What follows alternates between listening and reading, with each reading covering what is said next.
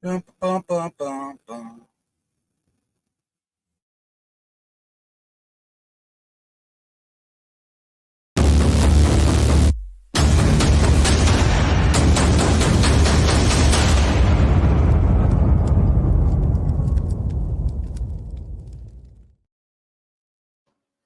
What's up, everybody? It's that time of the week again. It is Hump Day, and as always, we have the illustrious Mister T with Mountain. Sorry, T, I'm running a little slow right now. I've got a million things in my head, but we got T here with Mountain Readiness, and of course, your lovely host, myself here, Angry American, and we have our resident mascot finally back safely in one piece, Imry. Imry, you have no idea how happy the ladies are that you're finally back.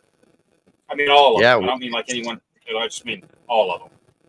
Why am I being kept Every out? single lady. Yeah. Few men, I believe, as well. Men as well, but Yeah, mainly a few. ladies. Well, in these days, it's more than a few. Uh, but no, you were gone, and we just told everybody that you're working, you got things to do, you were doing some things. So we didn't tell them what you're doing or even where you were. But now that you're back, let's talk about what we can talk about. I'm gonna preface this, guys, with we're not gonna be able to talk about everything. And if you guys ask some questions, I haven't even pulled up the email yet with all the show notes on it. I got so many windows open. Uh, we'll try to answer what we can, but we won't be able to answer everything, and that is totally at Imry's discretion and call, because he's the man. We want to make sure we keep everybody safe where they're out doing their things at the places with people. How you doing, Well, man? It's good to see you, like for real. I appreciate it. Yeah, thanks. I missed you guys. I missed you guys, and then I also missed you guys that are watching. Um, yeah, hard times, hard times. A lot to talk about and to tell about. I I got to go home. It's a long story, really, where it starts, but obviously the day this stuff broke out on the 7th of October, anyone who's Israeli or connected or whatever, is freaking out. It's probably not the right word. Well, it's probably the right word for a lot of people, but instantaneously to me, it's like, okay, what's going on? How do I get home? And it was a whole saga. But I was in the middle of a course, and you got to do what you got to do until you can figure stuff out. So I ended up blowing out my back, as a lot of people know, and it's been rough. So I wasn't able, because of that, to go back for a while. And then I went to New York and started seeing doctors and all that. Got good enough to where I could make this trip happen. The majority of it, I often go back there with people to do some executive protection, and so that was kind of one of these. I went with the person that I often go and do these trips with. So I'm not going to get into like who I was there with, but they were there to help out and do some stuff. So we had a lot of meetings and a lot of interesting things going on. But as part of that, we went. And under different circumstances, I probably would not have gone. But we went. It was important for these people to see the actual places where the massacre happened on the 7th. And the reason it was important for them to see it, in my opinion, is because there are apparently somehow a lot of people here, a lot of like normal people, not just idiots that are, out shouting, pro Hamas stuff in the streets, but there's a lot of people here who have gotten the impression that somehow what happened on October 7th, I'm not really sure if it happened or how it happened or whatever, even though the whole thing was on video. Yeah. And so for So us, hold on, Amber. I want to say, give me just a second, Amber. I want to add one thing because it ties directly into you being there. So the reason Duke Fontaine is not here tonight, guys, is sort of for the same reason. Imry had to go back home. He had to go back to Israel. Duke Fontaine, his wife, mother of his baby, she's Israeli as well. Her family happened to be here in the States with Duke when things went down, and so they stayed. But her brother was just recalled by the reserves, so they're trying to get him home. That's probably more than I should have said on it, but I'm going to tell you exactly why. And then I don't have a problem supporting anybody who's going back to the IDF to destroy Hamas. I'm not even going to say defend Israel. I'm going to say to destroy Hamas, because that's what needs to happen. But that's why Duke's not here tonight, because that's happening for him. So same kind of thing. You had to take some people over there for, like you said, for reasons needed to see the place. And I can only imagine how awful that was, man. Yeah, it was bad for sure. I think it gives you, it doesn't give you the full story, right? But you're walking through people's broken lives, and everything's burned. It's really, look, as soon as this started happening, anyone who's from Israel, whether they live there or not, like me, I live here now, right? But anyone who's either from Israel or very connected with Israel, I think we all feel like, whether you knew someone personally in one of these towns on the 7th or not, we all feel like these are family members that this stuff has happened to, right? Israel, all in all, it's not a big place, right? And everybody feels like this is personal, like this is my family this happened to. Everyone feels that way. And let me try to think of how to say this. The beautiful thing, if you can find any sort of good in this whole horrible situation, I think is how it does bring people together in that society, right? The Jewish society has always been built on, and Israel specifically is very much built on, all the tragedies of the past, and things like this happening. And it really, kind of bonds people together. There's still a lot of argument about, about how things should be handled and all that. And we can get into that. But, it's really a feeling, you set foot in Israel, anybody now can feel it. You can feel it. Everyone is there to win this together. From the people who have to keep running the stores, the grocery stores and everything. I mean, that's every bit as crucial, because people forget, in times of actual declared war in Israel, numerically, the main fighting force is the reserves. And so what that does is, and the reserves are built different there than they are here. You can't just join the reserves, right? And so you take all these hundreds of thousands of reservists. Well, these are all people that were working, right?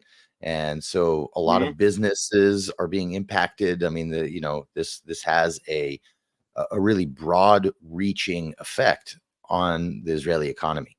So it's almost like that's another front of the war. There's the Gaza front, the West Bank front, the Lebanon/Syria front, the maybe Yemen front. The list goes on. The maybe Iran front.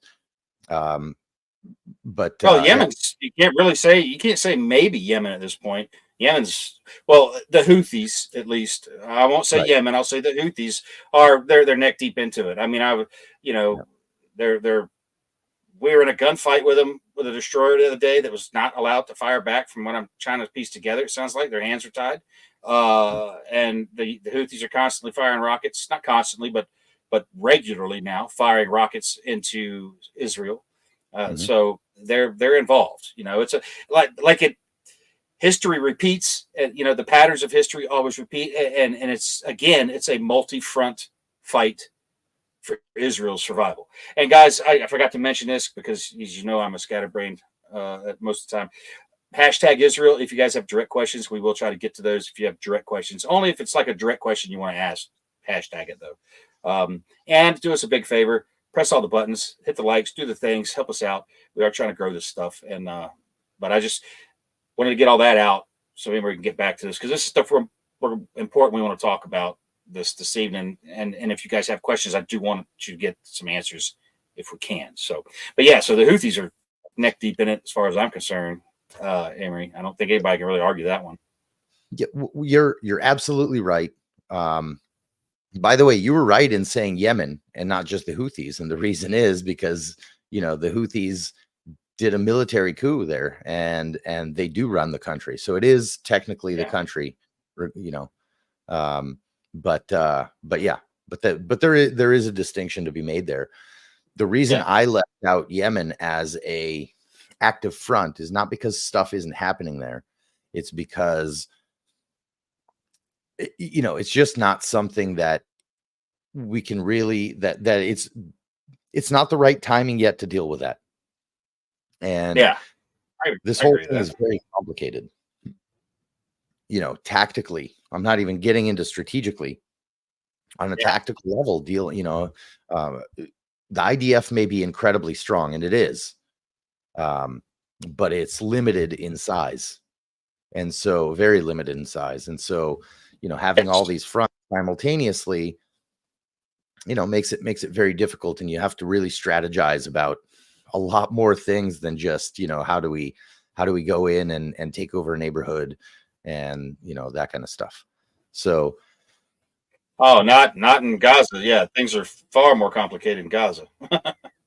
Yeah, so Gaza.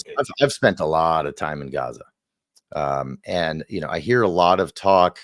I hear a lot of talk on the news, whether it's and I try to keep up with all news during this thing to a degree. The last couple of days I've been out of it because, for those of you guys who can't tell how tired I look.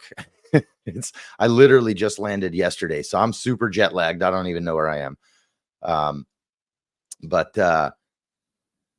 There's a lot going on, and we can start to maybe try to unpack a little bit of it here.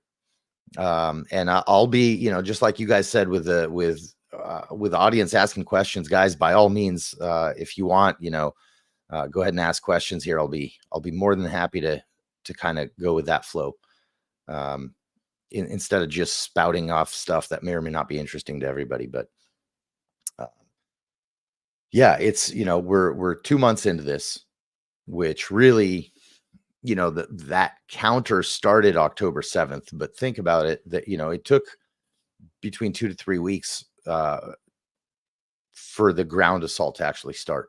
Right. And so there's kind of different places that you might count. Why is counting the time important? This is kind of the crux of this whole Gaza situation right now, is the time factor, for a couple of reasons. First of all, I think when you go into a war, you declare war as a nation. I think the most important first step is to establish very, very clearly in bullet points, in very concise bullet points, what your strategic goals are, right? What do I need to accomplish in order to say I won this war? And that is something that both Israel and America in the last bunch of years have actually been not good at doing.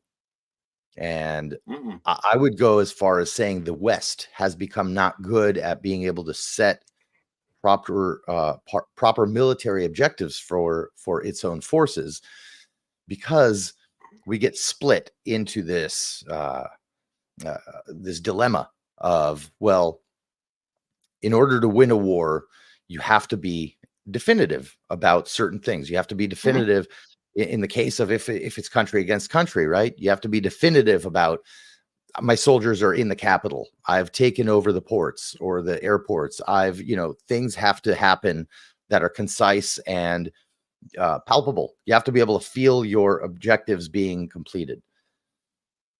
Something like this in Gaza, where the knee-jerk reaction was destroy Hamas. And so that was objective number one, is destroy Hamas. What the hell does that mean? Right? Because it's not fighting a normal army. You're not fighting a country. You're fighting a terror organization that by definition has been working inside of its own civilian territory, civilian population. I'm sorry. And infrastructure, not just working inside the civilian, inside the civilian infrastructure. Like just last week, or here just very recently, all this noise is made about the hospital being attacked. Well, there's videos that go back and not just videos, but documentation that goes back for years that Hamas used the hospital for prisoners, for torture, for all manners of things. And Israel didn't just attack the hospital. Israel said to the hospital, get your doctors and get your patients out of there because we got to come in here. We're coming in. Just like they told, was it Doctors Without Borders here recently too? Empty your warehouse, get your stuff and move it because we're going to be there soon. And this is going to have to continue. Because like you said, to use the term root out Hamas, like you said, they said destroy, but I think a better way of saying what Israel's having to do is root Hamas out, literally underground. They're having to dig those bastards out and bury them in the tunnel warfare. It's kind of like going back to the Viet Cong, fighting in tunnels. But to that point, Well, that's absolutely true. But that's why. So let's discuss the two objectives initially were destroy Hamas militarily, destroy Hamas politically. That's one. And then politically meaning destroy their ability to have any sort of reign in Gaza there or anywhere else, and kill as many of their terrorists and leaders as possible. Objective one. Objective two is rescue as many hostages as possible. And this is where things get really, really touchy. And I will give you my opinion on this. This is inside of Israel, probably the most controversial topic of discussion inside of Israel. And when we get into it, you'll understand why. But I want to touch on the objectives thing. So after this ceasefire, or hudna is how we call it. That's an Arabic word that they usually use for those brief, pauses in fight for whether it's humanitarian stuff or whatever. So coming out of that, Israel actually added an objective, which I will try to paraphrase here. And this third objective should have everybody feel like incredibly uncomfortable.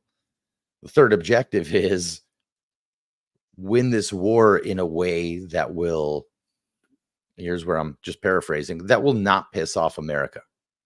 This is where it gets really tricky, right? We have to keep, we have to keep the international support, which anyone who's grown up and lived in Israel, or anyone who really researches the Middle East and knows about the history of Israel, understands that international public opinion, unfortunately, is a driving force in enabling or disabling us from doing what we have to do, militarily, politically, all that stuff. Israel is used to everyone being against it. We're used to it. That's why we have a country, right? Because we don't have a place that's ours for us to defend other than Israel. And so, the way I'm going to try to keep this as apolitical as I can in terms of, American politics, but, it's heavily involved. So off the bat, when this started and America sent over the Fifth Fleet and sent over 2 MEUs, Marine Expeditionary Units. So 2 MEUs are over there and some special operations forces and et cetera, and where they placed all the ships and everything was tremendous, right? That's an incredible show of support and, hey, we're with you, and everything was placed well, because when you leave military people to make military decisions, they do a good job typically. But it was clear to everybody in Israel, from day one. And, I know that we had even discussed this, privately. It's like from day one, it's obvious that within a few weeks, even America will kind of back off its support because let's face it, the Biden administration and a lot of administrations, it's not just them, even though I think they're especially inept, but the Biden administration has a time limit of how much it is willing to deal with pushback from its own voters here, right? Especially in a year where everybody's rallying up to try to sell themselves to get voted back into office next year. So I don't think anybody expected the kind of, anti-Semitic Kristallnacht type of events happening around the world in the streets, which is totally insane. But so Israel now has to dance between the raindrops because it is 100% because of what the Biden administration is trying to dictate to Israel in terms of how to deal tactically with the situation in Gaza specifically. That they've put us in a catch-22. It's a completely non-doable kind of set of not objectives, but of ways to work. Right. On one hand, we need you to not hurt innocent civilians. Okay, nobody wants to hurt innocent civilians. We're a modern country. Anybody that thinks that Israel's targeting innocent civilians is an idiot. It's just that simple. It's that simple. If you think that's what's going on there, you just don't know what you're talking about, with all due respect. So, sadly, Imry, if that's what they think, it's because they're listening to the media. They're not hearing the truth. They don't know what's actually going on. They're listening to these talking heads who, like you say, they're the mouthpiece of the administration. So when the Biden administration decides, we're going to pick Ukraine over Israel, of course, because I guess Ukraine's got more dirt on Biden family than Israel does. We're going to keep funneling money to them, and we're going to start backpedaling on our support for Israel because of the way they're doing things, is the way they're going to phrase it. You're killing innocent civilians, but you're bombing hospitals, you're doing these things. And they listen to the media, and they believe that because that's what they're being told, when they don't know the whole truth. They're not hearing, that good old, the rest of the story, right. Because it's the propaganda they're being fed. And if you think about it, right, for people and pardon me, but I'm done with being gentle with my words. Okay. So I'm not going to break I'm not going to violate YouTube rules here, but I'm done with being touchy feely and concerned with people's feelings. If you're as dumb as Kamala Harris, right, who gets up at this summit in wherever the climate summit or whatever it was, if you're dumb enough to get up there and say the words she said, then what do you expect, right? What kind of information do you expect people to get? And so the impossible situation they're putting Israel in is no hurt civilians, which of course is impossible. Everybody knows that, but it's kind of lip service at this point. So minimize civilian casualties is like the best way they've managed to say it. And they pair that with, it's got to happen quickly. Well, it's like in my time being a knife maker, right? You have, I'm going to butcher this for sure, but you have three options. You can pick two, right? It can be done well, it can be done fast, and it can be done cheap. You cannot have all three. You can have two, right? No, it can be fast and cheap, but it ain't going to be good. It can be good. Nope. And so there's your combination. You can't have all three. So here, there's two things, and you cannot. They are mutually exclusive. You either take an insane amount of time and lose a tremendous amount of our own soldiers, or you do it the correct way, which time isn't necessarily as much a factor, and you get your damn mission accomplished. So there's kind of this, you can either protect more innocent civilians over there, and I'll explain why I'm doing air quotes over there. It's not that I'm about killing literally everybody, but it's not that simple either. So you can do it quickly, or you can do it in a better fashion, but you cannot have both. So that's the impossible situation Israel's in, and it is trying to effectively advance with completing the objectives of this war. While, objective number 3, don't piss off America because we need their support. You brought up Ukraine too. I think it is very important, by the way. Yes, I'm from Israel. Yes, I think the world needs to get up and be involved on the side of good as opposed to evil. And it comes down to good versus evil. But I also would urge people to understand that the Ukraine war is actually still important for us. America. It still is. No doubt about that. Yeah, absolutely. So, somebody here is saying, let's see, thank you, Green is saying, in my humble opinion, Imry, Israel needs to treat this as a war and not the thing just jumped, and not as a police action like we've done. I absolutely agree. And this is being handled by our military very differently than previous incursions, we'll call this, into Gaza and things in the West Bank.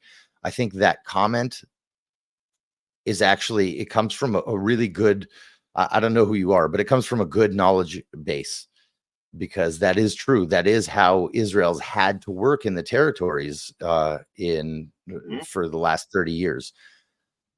That is not actually how it's happening now. Right now, it is actually being handled like a war. But you're right. That comment is still the boots on the ground, and the tactics we're using and that kind of thing is not reminiscent at all to how all the fighting's been going on in the last 30 years with the Palestinians.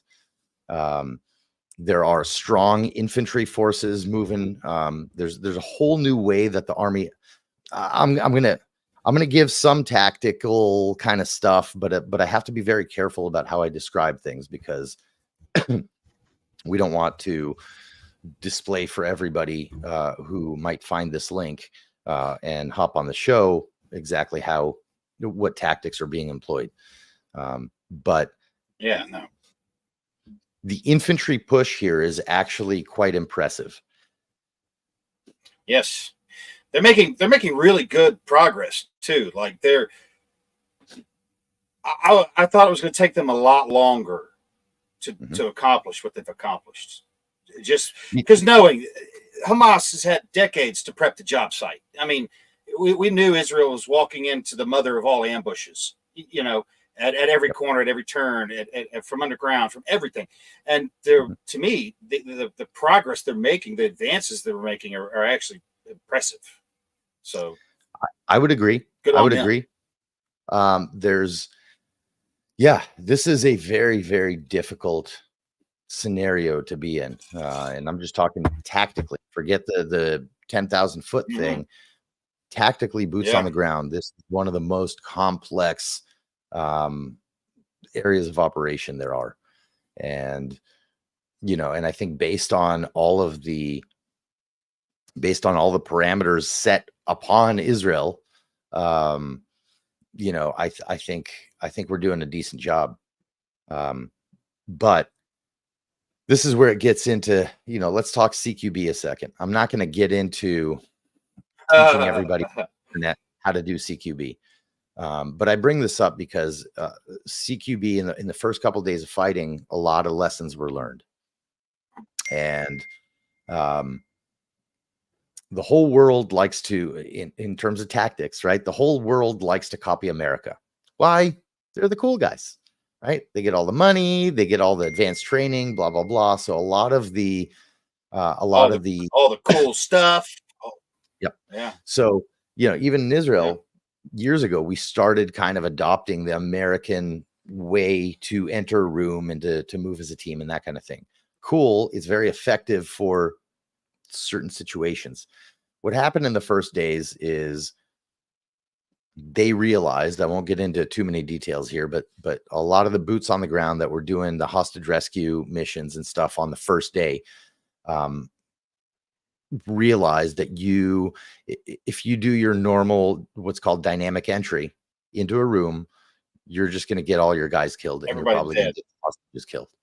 And there were a few reasons for this. That goes back to that prepping the job site. Well, that goes back to prepping the job site. That they knew it was coming, and so they're ready. And you're right, for people that don't understand CQB,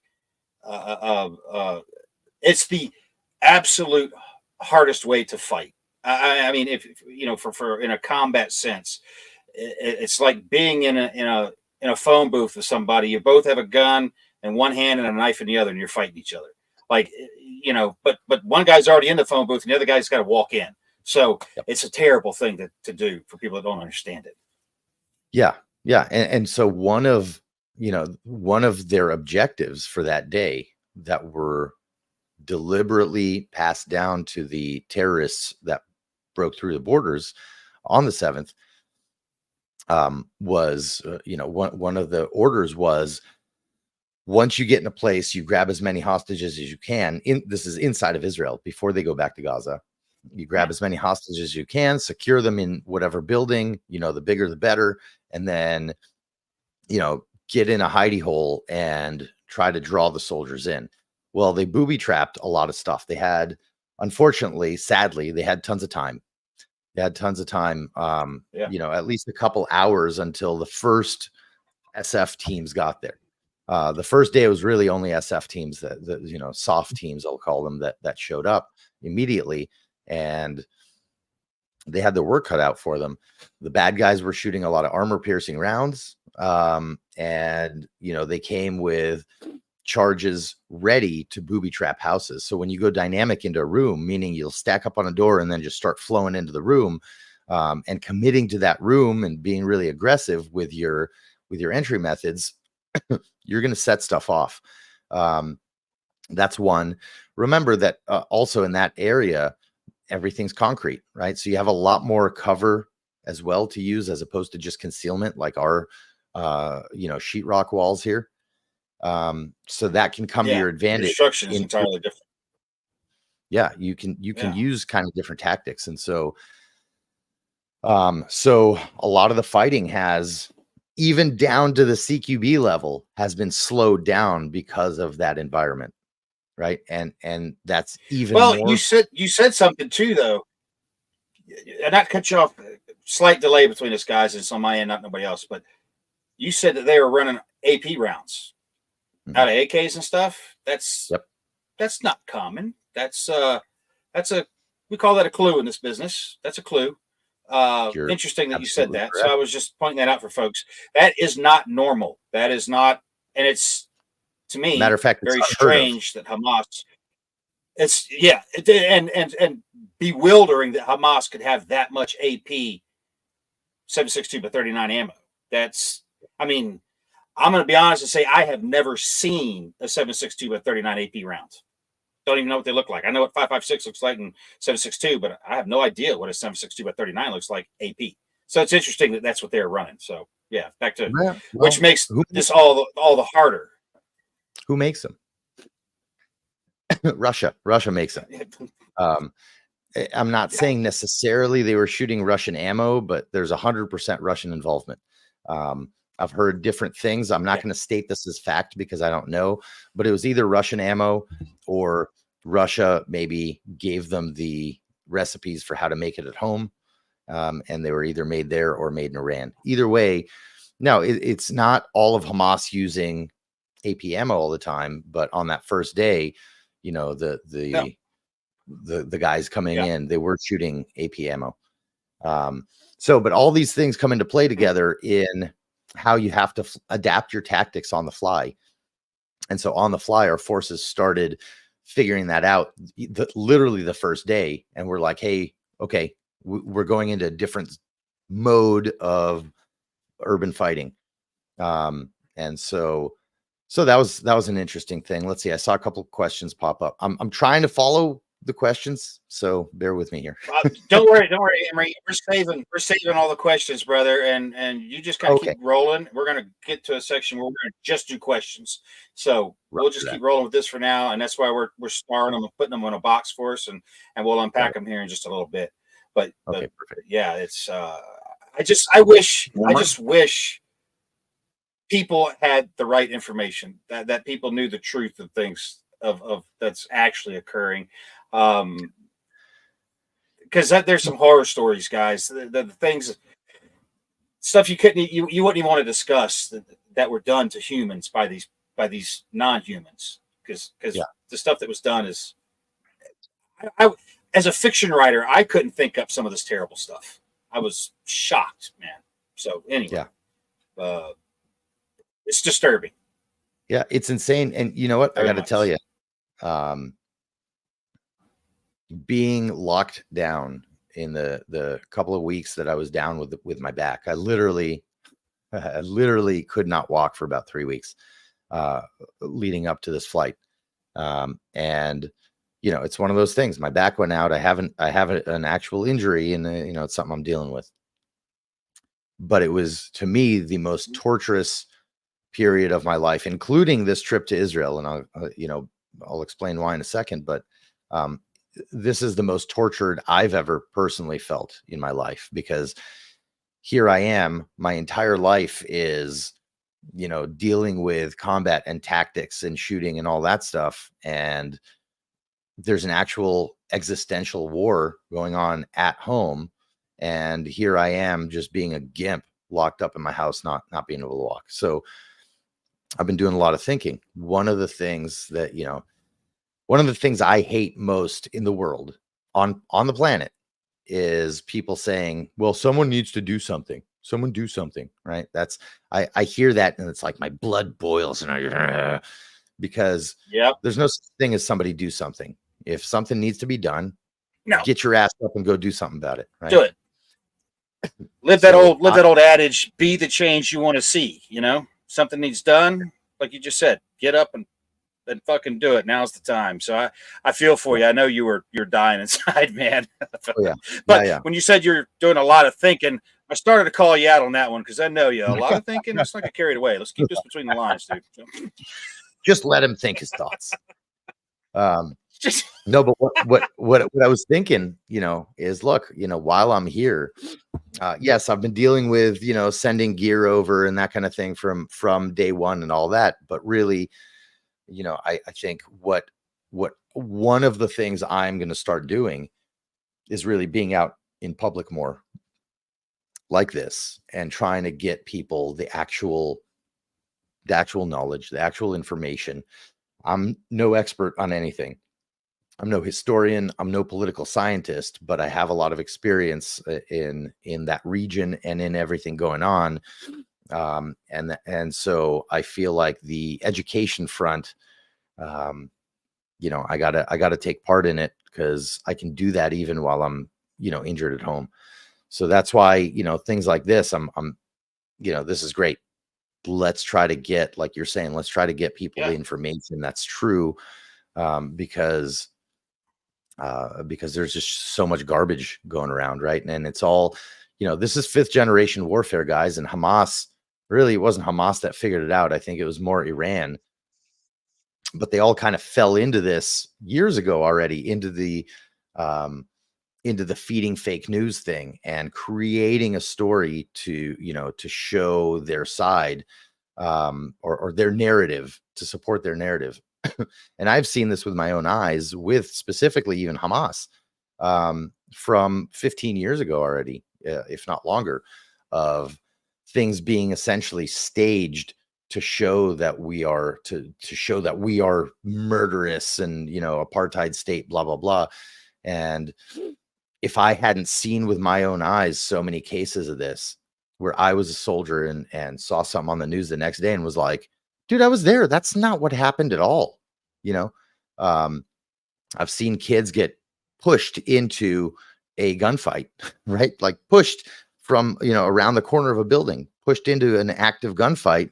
And then once you fight up to there, you see there was an adult who probably pushed that kid who's standing there with a video camera, right? These are things that are 100% staged. And so it's not like all of a sudden they figured out how to be master, cyber warriors. They've been doing the same thing for years and years and years. They've just, they've started doing that before social media was even around, right? And so having social media where they love little short video clips with no context, right? It just falls perfectly into context. That's it. Yes. Yep. Yes. That's the propagandist. Social media is the propagandist's wet dream, because, like you said, there's never context. All we see is the incident, and everybody judges it based on that. Nobody will do research to find out what really happened, what happened before, why were they there, what was going on, and people gobble up. They consume propaganda at the highest rate of any time in history right now, even here in World War II. The propaganda that's being produced is, number one, extreme high quality, and number two, can be disseminated with the click of a button to the entire world. It's and most people are just too damn ignorant or apathetic to do a little bit of work on their own to find out the truth. And Israel is constantly being demonized by a lot of nations. And when we look inside our own, it's insane to see the anti-Semitism that's happening here. And then you look at our federal government, this occurs, and they come out with a anti-Islamic thing they want to do right after Israel's attacked. I don't know if you saw it, but Kamala Harris comes out with this whole anti-Islamic thing, push that the feds are going to do while Hamas is attacking Israel. Or anti-Islamophobia. Yeah, I'm sorry. Islamophobia is where I was going, but they were anti-Islamophobia while Israel's being attacked and defending itself. So they already started to frame it to say can't be giving Muslims a hard time. Can't be giving Muslims a hard time. So right. Every Muslim isn't in Hamas, but every Israeli is guilty of genocide and apartheid and all these other things. Right. It's insane. So yeah, and it's a crazy double standard, right? And people just don't understand. People don't understand, right?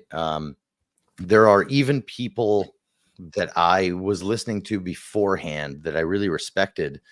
That when I then listened to what they have to say about this conflict, because I'm a lot more connected, because I'm in a way kind of inside of it, I'm still very much in touch with people on the ground in my unit and, a bunch of other people, officers in the military. I had a lot of meetings and stuff with people over the last couple of weeks when I was there. And it's crazy. A lot of people that I've listened to, and I'll give even a couple examples. I listen and I'm like, now I see a different angle because I know more about this topic than that specific person. And then all of a sudden I hear them saying things where I'm like, yeah, dude, you shouldn't be saying that because you're just guessing. You should say that's a guess and that's your feeling as opposed to posting it as some sort of a fact. You want an example. This is maybe not the best example in terms of somebody I really liked in the past because I didn't give a shit about her, but the whole what's her name? She's the one that got in all the trouble with Ben Shapiro. Candace Owens. There are opinions of hers in the past that I liked, right? There are opinions I liked. And then I heard that there's some mess going on with her or whatever. And I felt for whatever reason compelled to go on YouTube and see what she had to say. Well, I could only stomach about 5 minutes of what she had to say in this particular interview because what she was saying was so stupid. And I was like, I thought this was an intelligent person who actually researched what they were going to say. So she said, and I want to be specific with this because this is one of those things, do I think she's just doing this because she hates Jews and blah, blah, blah? No, probably not. But here's an example, right? She said, well, she went to Israel. And for some reason, people go, well, I was there, so I know. No, you don't. You're still an idiot, right? Mm-hmm. Yeah. You're there for a photo op. You went for a photo op is what you went for. So she was like, well, I was there. Yeah. And she's not even talking about wartime, but she went to the old city of Jerusalem. And she says, do you know that they have a Muslim quarter in Jerusalem? That means that they are taking all the Muslims in Jerusalem and segregating them into this neighborhood, and they can't leave this neighborhood, right? She actually said this. This is like the dumbest thing I've ever heard. Where really, this is how things get turned around, right? So for those of you guys who don't know, the old city of Jerusalem, which is not the whole city, it's a very, very small area right in the center of the city, right? Mm-hmm. Where the Temple Mount is and all that stuff. And that the old city was split up into 4 quarters. There is the Muslim quarter, the Armenian quarter, the Christian quarter, and the Jewish quarter. Is that because we're segregating everybody? No, dumbass. It's because those are the 4 peoples that really believe, that is the center of their universe to varying degrees. And so the state of Israel was like, cool, we'll divide this up. So each of these groups gets a feeling of part ownership in the city, right? So that's just one small example of how people are talking about things that they really don't know the first thing about, right? And so it's people like Candace Owens that I hear this and I don't even have to hear the whole thing.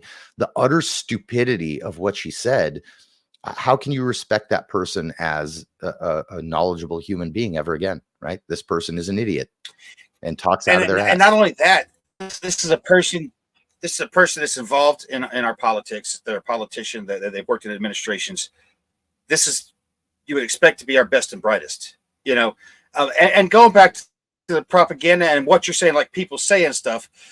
Harvard University put out their statement. Their president put out a statement talking about how anti-Semitism isn't allowed on campus and all this stuff, and calls for violence or genocide against the Jewish community or any religious or ethnic group are vile, have no place at Harvard. But just in front of a congressional hearing, right after this, right before they said this, and sitting in front of Congress, President Gray refused to say whether calling for Jewish genocide is against the university code of conduct. So they're talking out of both sides of their mouth there. Oh, this is acceptable. Don't do it. But if you do, no one's going to do anything. It's one of those deals. If you actually, and I want to run this by you guys. Hang on real quick. Yeah, go ahead. If you actually watch her answer these questions, right, then it's obvious, right? Because you read what you just read and it's like, oh shit, really? But then you watch her and it's just like that Mayorkas, piece of shit who, aggressively refuses to answer questions, right? Well, in a certain context, well, how about you put some context into your stuff? Because how about you add the context? The context is, I saw a video on Twitter yesterday of some guys that rolled up to the southern border. Not to get us off subject, but just to mention this. Rolled up to the southern border, and as soon as they stepped out of their trucks, there's hundreds of people coming through the fence. Border Patrol rushed them. There was yellow like police tape, and they said, you cannot cross this line. If you cross this line, we're going to arrest you. And they're like, but all those people are crossing that line, and you're giving them cell phones, cash, and a bus ride. But if we step over this yellow tape in our own country, you're going to arrest us. Just back to that mention that about Mayorkas. Now, I want to ask you guys real quick. You want to keep rolling on here tonight? Because we do have a bunch of questions. Instead of doing the after show, let's concentrate on this for a little while longer and let this run so we can get through it, because we've got a ton of questions, and I know those are going to lead to other threads of conversation. And I want to wake T up at some point, get him to say something in here about the Taj. I'm just messing with you, T, because we're all here. She's just like, is he asleep? I keep looking at his eyes. I'm like, but we do have, guys. We do have to run a quick little promo, a couple things here for you guys real fast, and then we're going to come back and we're going to just stay on this and kind of for a while tonight and work through it, because I think this is important. I think more people need to hear about this stuff, and so shameless plug time, and we'll be right back. For those of you who may not have heard of the Survivalist series, the basic premise of it is a post-EMP. The main character, Morgan Carter, is 250 miles from home in the state of Florida when this happens. And the first book is just about him trying to get home. But as we all know, and most of us don't really think about, that's just the beginning. That's why his whole route home is only one book. The rest of the books are trying to deal with this new world. And where we're at now, number 12 in the series, Exploring Home, we're starting the rebuilding of that world. And it's going to look a lot different than what it looked like when we started. I think in a better way. That's the basic premise of it. And, and Morgan, our guy, he meets a lot of interesting characters along the way. He makes some great friends. A lot of bad stuff happens to him too. But you just got to deal with it, Ain't dead, can't quit. If you haven't heard of the Survival series, check it out today. Links below. You can get it on Amazon. It's on Audible, e-readers, all your stuff. Check it out. I think you guys will like it. When I was a young man, all I wanted to do was go to the Marine Corps. But the recruiters told me my ASVAB scores were too high. Not funny.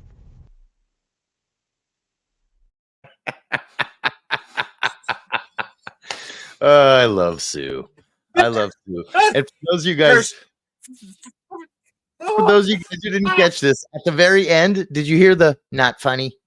That's Robbie, Sue's wife, who was a Marine, and we make fun of her ad nauseum, and it's just the best. Yeah. Just That's awesome. the Marine Corps is near and dear to my heart. I love my jarheads. We got one in the house tonight, Egghead, brother. Semper Fi, I love you. You know that. I love my Marines. And to think that they would actually say your ASVAB score is too high, to me is laughable. That's great. But to tell me that Sue's ASVAB score was too high, come on now. Yeah, but in all honesty, it's a joke Sue's been making for years. Oh, you know it is. Yeah, yeah, right. And it's a great one. I love it. That's why I laugh so damn hard when I hear that.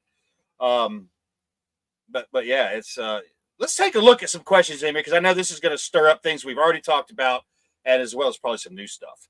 Yep. Let me see. Well, it's like right here. Here we go, guys.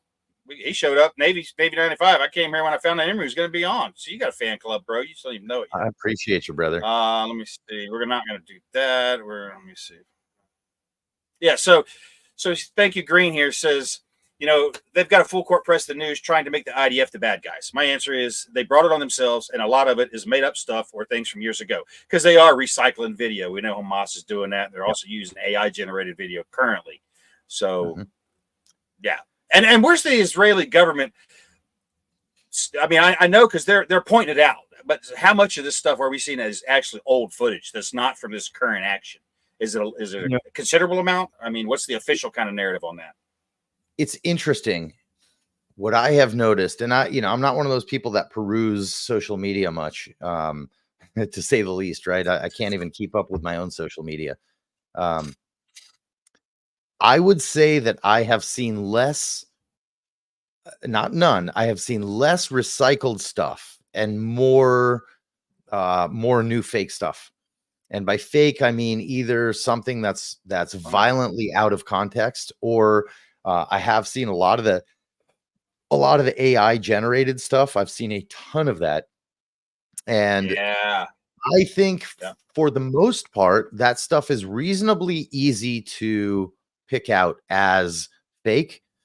If you look at it, you don't have to know Israel that well, and the local clues you can see on the image, you can see messed up things, right? There's the things from how AI doesn't know how to do hands and fingers to if something 6 fingers on a hand and 4 fingers on a hand. Exactly. Yeah. I have a very good friend who is dabbling in AI art. He's been an artist for a long time, and he's been dabbling with that for the last few months. And I noticed that actually with him doing that a few weeks ago, and I was like, yeah, really cool thing, but why is the hand all fucked up? And he's like, oh, well, to explain the whole thing about how AI can't, the human hand is even in the Renaissance, right? They had a terribly hard time, those tremendous artists actually painting hands. Yeah. And apparently computers have a similar issue. But that's just one, right? Like a lot of these things you look and you go, that's fucking fake, right? It's just, and if you get that sixth sense, where you're like, I don't know about this, then always take the safe route and just assume that's not a real image. You're safer that way. Yeah. But yeah, images are powerful. Videos are even more powerful. But you have to know how to read between the lines and figure out for yourself. It's the propagandist wet dream right now that's going on. Our good buddy Will asks, how can we support the IDF? You mentioned the website. Is that still ongoing? I'm not going to call it a GoFundMe because I hate to say that, but right. Yeah, I look, I would say this. First of all, anybody who wants to help support the IDF, you're my brother and I love you, or sister. And I appreciate that. What I would say is for now, hold off. Here's why I say that. Hold off on the given money thing. The given money thing, it's kind of an easy button. A lot of people are asking for stuff. I would hold off on that right at this point. And we can get into the gear thing in a bit. What I would say is, let me try to answer the actual question there. The way to support right now what's going on and support the IDF specifically is, I think, through being an active member of disseminating truth. That is the biggest thing right now that every single person can help and be a part of this fight. That's where we're really losing. We're losing, and Israel always has, and I've never been secretive about saying this. We've always been losing in the PR battle against the Palestinians. That's just how it is. Because Israel's always preferred to keep things quiet when it comes to military action, in the sense that we are protecting our soldiers in terms of tactics, in terms of locations, and that kind of thing.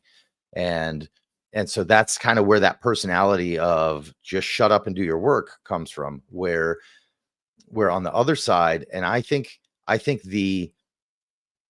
their kind of PR system, if you will, of the bad guys doing this, for, started in like the first Intifada, which is, in the late 80s, 87, 89 ish, they're going into 90. Hey, by the way, when was Hamas created? 87. When did it really start as a body? Yeah. Right.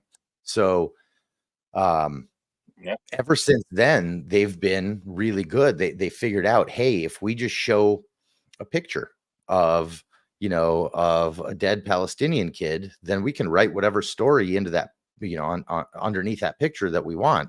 And that's what the world gets, because Israeli soldiers aren't walking around taking battlefield pictures of everything. As a matter of fact, that like my whole thing with tactical riflemen and everything, right? Carl's got 5 trillion pictures of Carl in the army. I have exactly 3, right? Because that's kind of how we were. There are no pictures. There are, and that's called OPSEC, right? We take OPSEC very, very seriously. Yeah. Well, without knowing it, we got ourselves into a position of losing this PR battle that we never thought would be a thing in relation to military action. Yeah.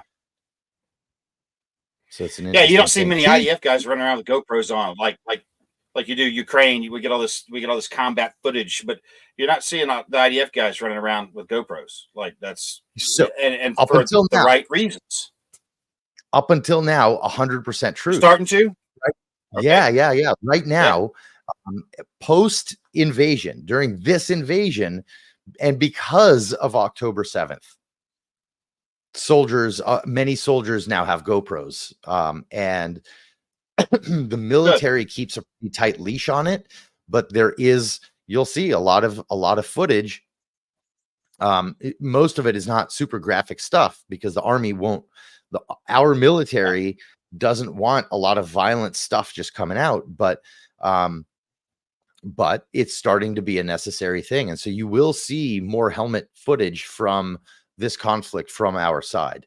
And I think that's, and we are seeing some like from the hospital where, this is a hospital, but here's the tunnel complex that goes under it. Let's go show you what's down here, folks. Let's go show you the things. This chair actually inside the hospital had a hostage tied to it. Here's how we could tell. Here's the evidence-based facts, and we're going to give those to you now. So I do think they need to do it a little more, but like you said, keep a leash on it. They got to be careful, otherwise put people's lives at risk. So here's another great one. I don't even know is there any idea of the current ground situation? I don't know. It's a little bit of a vague question, but kind of give, if you can, bit of an overall sort of the 10,000 foot. Here's where we're at. This is kind of the objective we're working at the moment, not even later, but right now. Well, let me start off with this. First of all, I think that's the the second most poignant question to ask right now, right? Is what's actually going on the ground. Kind of 2 pieces to how I'm going to answer this. One is I don't know all the details, right? As involved as I am with people over there right now that are boots on the ground, and I'm talking to guys in my unit who are out and getting out for some R&R and going back in and all that, and various other people, I don't know, and it's a good thing, right? That people that are not physically there don't know exactly where our forces are. That's how it should work, and that is how it's being handled. So that's one. So I can't tell you specifics for on who's where exactly and all that, and that's how it should remain. What I will say is I do believe, and those of you guys who know me know that I'm very critical of our military. And I'm not critical in a negative fashion. I'm critical because the only way to get things done correctly is to be critical, right? You go into any sort of SF debrief of whether it was even a training event, right? Um, you go and do a Krav Maga session, you come out of it, the first thing you need to do is do a debrief and go, all right, what went wrong? What could have been done better? And who messed up, so that we know how to fix things, right? So that's where I'm coming from and being critical. And despite that, I would say that for the most part, our military, and big shout out specifically to our infantry forces, because they have the toughest job, because they get the least amount of training, the least amount of tools, and all that, right? And not to speak of the fact that, and that's the active duty infantry. That's not the reserve forces infantry, which please remind me, I'll explain the reserve thing here in a minute. But and despite all of that, they're actually doing quite a good job. And I will say this. On day one, October 7th, and we know this from a lot of the footage, as well as speaking to people that were there fighting that day. Some of those first waves, right, of terrorists that came into Israel, you can see that they have gotten a lot of training. Now, they're not Navy SEALs by any stretch, but you can see that they have taken their capabilities to a whole new level from where they were. Having said that, Hamas guys are still Hamas guys, bunch of monkeys running around with AKs. And so when a military force works correctly and is not behaving in a lazy fashion, I'm talking on the individual level, when all soldiers are doing their job and keeping their sectors afire and remembering all the basic infantry rules, like don't walk in front of a window. When they keep all that, maintaining separation, doing all your basic infantryman, basic soldier skills is what you're saying. Yep. So when you remember your basics, and listen, it's so easy. It is so easy to be complacent on your basics, right? Because you're working around not only windows and doorways, right? Anything that can expose you, you have to be aware of every piece of cover and concealment, every fatal funnel, all those things. Every murder hole, every RPG blast hole in a building, every crater, every culvert, like you just said, everything. Because the infantry, like you said, they're the most exposed. They're not in armor. They're not a kilometer back lobbing mortars in. They're the tip. They're boots on the ground. In direct contact. So let's get into a little bit of the hardest job. I'll not divulge, because this is out there. It's not, some thing that you can only get here type of piece of news, but I will, let's talk a little bit about tactics on the soldier level. What they are doing now is the military has kind of restructured its fighting groups in organization in terms of this invasion. This has actually been going on for a few years of, probably 10, 15 years of kind of rearranging how battle groups work in Israel. And they are now implementing in a very, very good way the combination between infantry and armor and combat engineering corps. And of course, relating all of that and tying it into Air Force and artillery capabilities. And they're doing a very good job. Combined arms actions. Yep. And so if you just send in, a infantry battalion, if you sent them in like they would have been sent in 20 years ago, they'd get slaughtered. If you sent in just a group of tanks by themselves, they'd get messed up. Murdered. And so it's interesting because a lot of this modern 5th generation warfare stuff, we think everything's got to be new and all that. But a lot of it, if you go back to some of the tactics that were used, even all the way back to World War II, there's some tactical gems in there that have been reincorporated into the modern battlefield to make our military succeed. And excuse me, and add on top of that, now you let the soldiers work in a good way. Add to that the technological capabilities, such as the new defense systems on our modern tanks, and you're getting this new way to get the mission accomplished. And so, so by employing new tactics like that, where you have literally tank divisions and infantry working in unison in the streets, you're kind of recreating this equation of of strength, of ability to move forward, because understand that literally moving a block, like a city block right now, can take days, right, in that setting, because there's a lot of rubble, especially in the north. And understand that this is going back to the previous question, right? Current ground situation. The first phase of the war, meaning from initial ground invasion up until this ceasefire thing that happened last week, was done in one way.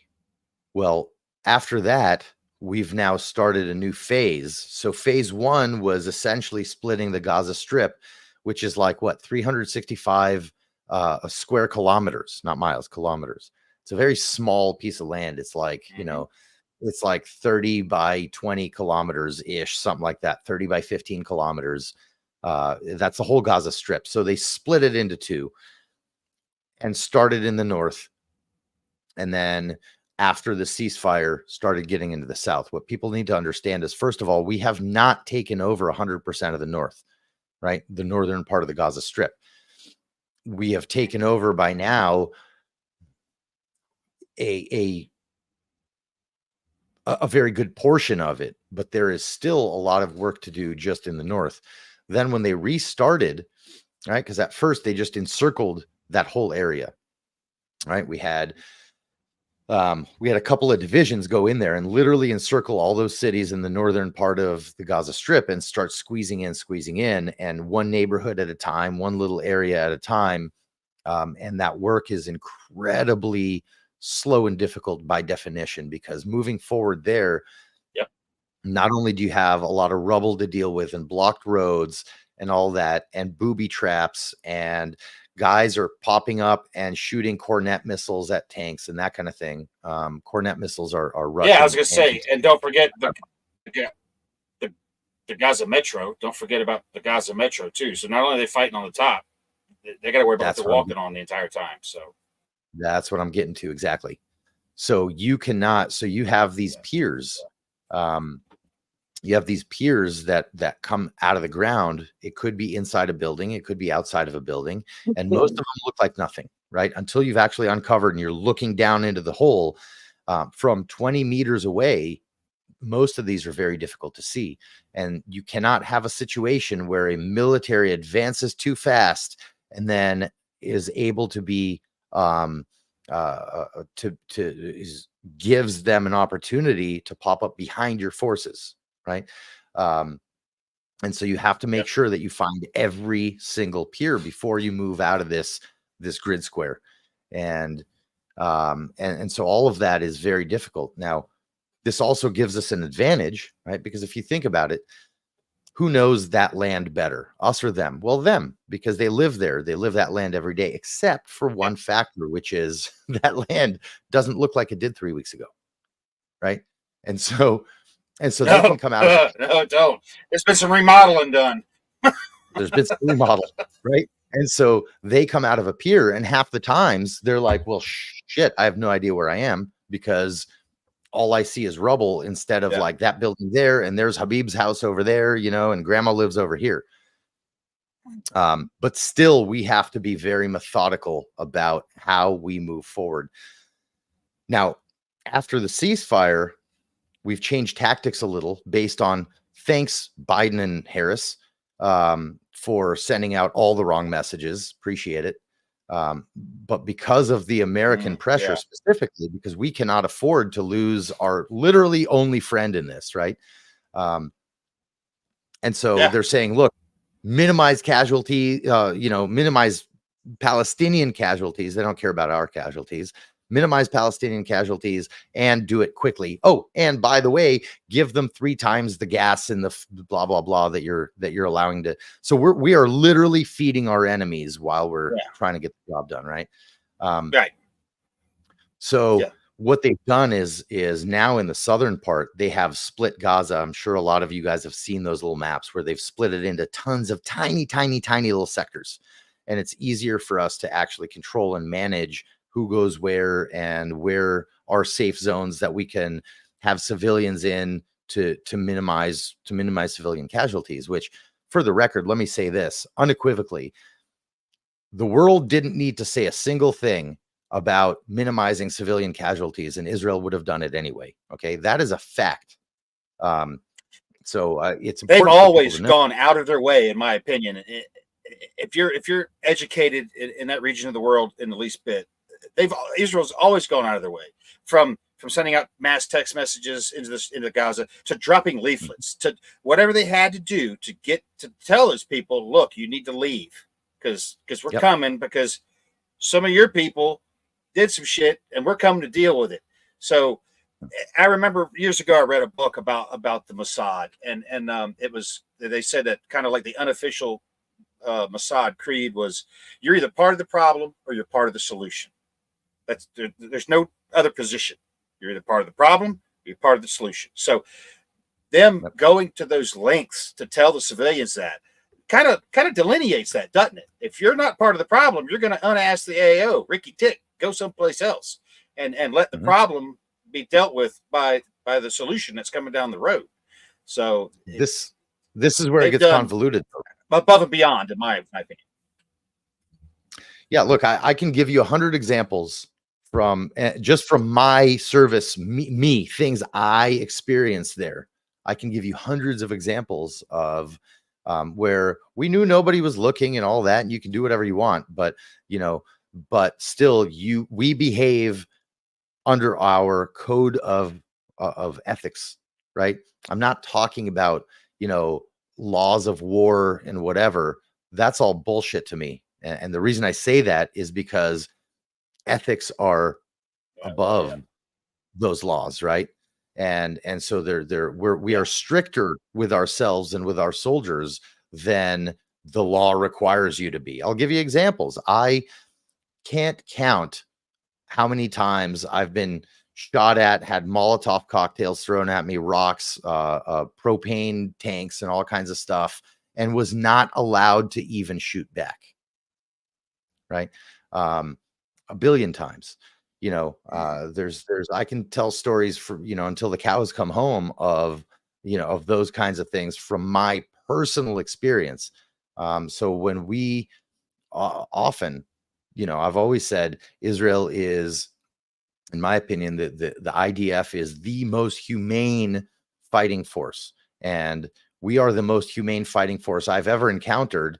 But we're still a fighting force, right? Fighting is ugly, and you try to do it in the war's ugly thing possible. Yeah, it's ugly. It's ugly. Well, since we're kind of talking about since we brought up the Gaza Metro, we've got a couple questions here, and one of them is from the illustrious Miss Kim Piner. How are you doing in Colorado this evening, sweetie? She says, have they gone ahead to flood the tunnels with seawater yet? She had read where they were talking about flooding Gaza tunnels. Now, I've seen a lot of the engineers, and hats off to the IDF combat engineers. Those guys are freaking amazing, dude. Like for real. And there's going to be a follow-up on the tunnel question, so that's why I wanted to ask you about it. So there's that one. Have they flooded them yet? And then the second question is this. Can you tell us anything about those expanding foam grenades they developed for sealing tunnels? Which sounds like a bad idea. I think better way of dealing with the tunnels to collapse it. But where are we at on the Gaza Metro at the moment? How's maintenance running downstairs? So this is a whole can of worms. Both these questions have to be. I'll answer both of them. They're both good questions. Let's talk about flooding the tunnels first. There are 2 problems with flooding the tunnels. To the best of my knowledge, no, that's not being done yet. Flooding the tunnels is such a problematic topic right now for 2 reasons. The first reason is technological, is the ability to actually do it. So let's start with that. The second question, of course, being the ethics of doing it, not in terms of killing terrorists. They need to die. I don't care how, and I hope they die in the most horrific ways possible. Possible. Yeah. The problem is they're probably holding many of the hostages in this tunnel system.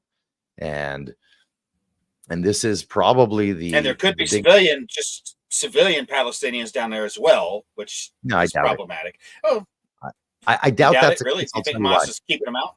Yes. Yeah, Hamas is actually keeping them out. Which is a third question. Really? Let's get into this. So let's first discuss mechanically how to do this. All right. So if you think about this, each tunnel, I'm not a numbers guy. Maybe Russ can help me out here. If you calculate the volume of a tunnel, right? The inside volume of a tunnel, that's a lot of water. Yeah. That's a lot of water. Yeah. And if you want to fill space that goes for miles, right? What is the volume of hundreds of miles? Yep.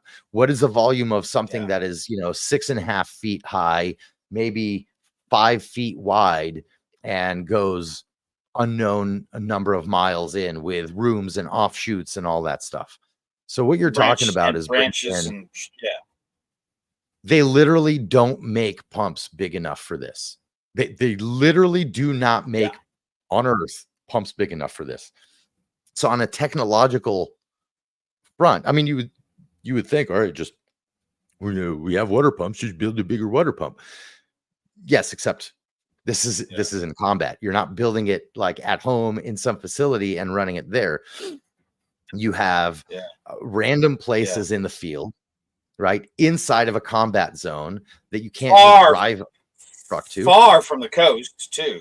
Far from the coast, not nowhere near the beach. This isn't happening on the beach in Gaza, Exactly. I mean, it is. Now, some of the tunnels go to the beach. I'm sure there are, I don't know where these things are. I haven't been there in a minute. I've been to some tunnels, but they're not, it's not now. It's been years since I was in the tunnels. Matter of fact, I had a buddy that took a role that I was supposed to have that had one of those tunnels collapse on him years ago. But getting the water there in that kind of volume is a inhuman feat. It's incredibly difficult. And so they've had people on this for a long time. And that's step one of this technology thing. It's actually not, it's not high tech in the sense of, drones and GPS guided, blah, blah, blah. It's a pump and just pushing enough water through a hole. Sounds simple. It's really, really, really difficult. So on that front, that's on the technological front. That's why it hasn't been done in the past. That's that on and they're pretty close. I mean, that ability, it's not like how do we deal with the tunnels only came up in the last 60 days or 61 days, right? This is a thing we've been dealing with for decades. And there's a section in my old unit devoted specifically to locating and destroying these tunnels. This is not a new thing. A cute little anecdote. When that section was started, I was asked to go be the first team leader of this. And so I was on a little vacation and I came back and they're like, hey, we're starting this new section of the unit. You want to be a team leader for the first team? And I was like, hell yeah. What do they do? And then they described what they do. And I was like, fuck no, I'm not touching that with your dude. No. Only demons and bats live underground. That shit ain't for me. I'm not going. I don't like underground. I'm not a big fan of it. So what about this? That was another point too to flooding the tunnels to think about is the aquifer. You could potentially be poisoning yourself by inducing seawater into the aquifer. Yeah, I've heard of this. But think about how deep they go, how far they go, and how much seawater you're going to pump inland into the ground. Okay, so that could be a problem, this is me guessing, right? Because this is not something I know for sure.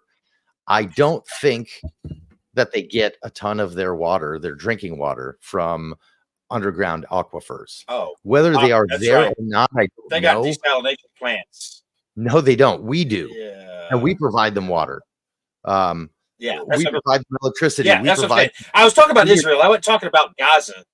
Yeah, I was talking about Israel kind of contaminating their own water, but I forgot they're running desalination plants. That's how you guys get your water, and then politely enough, you pump that into Gaza for free for them. So yeah.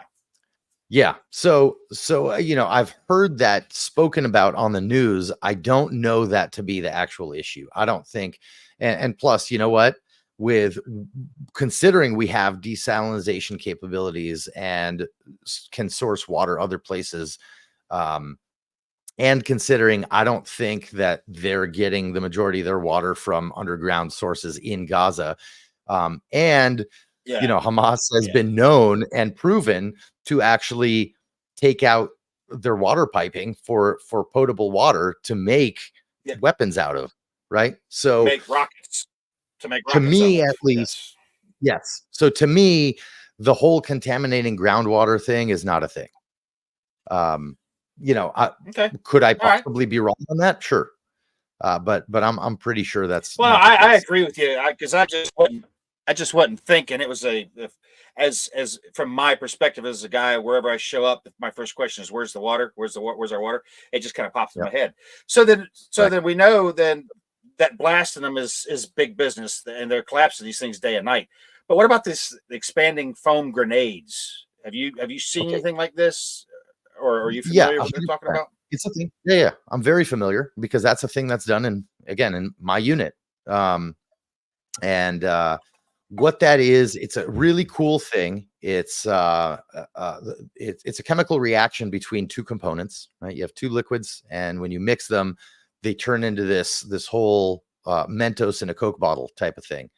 And it's cool. It's a very, very good tool.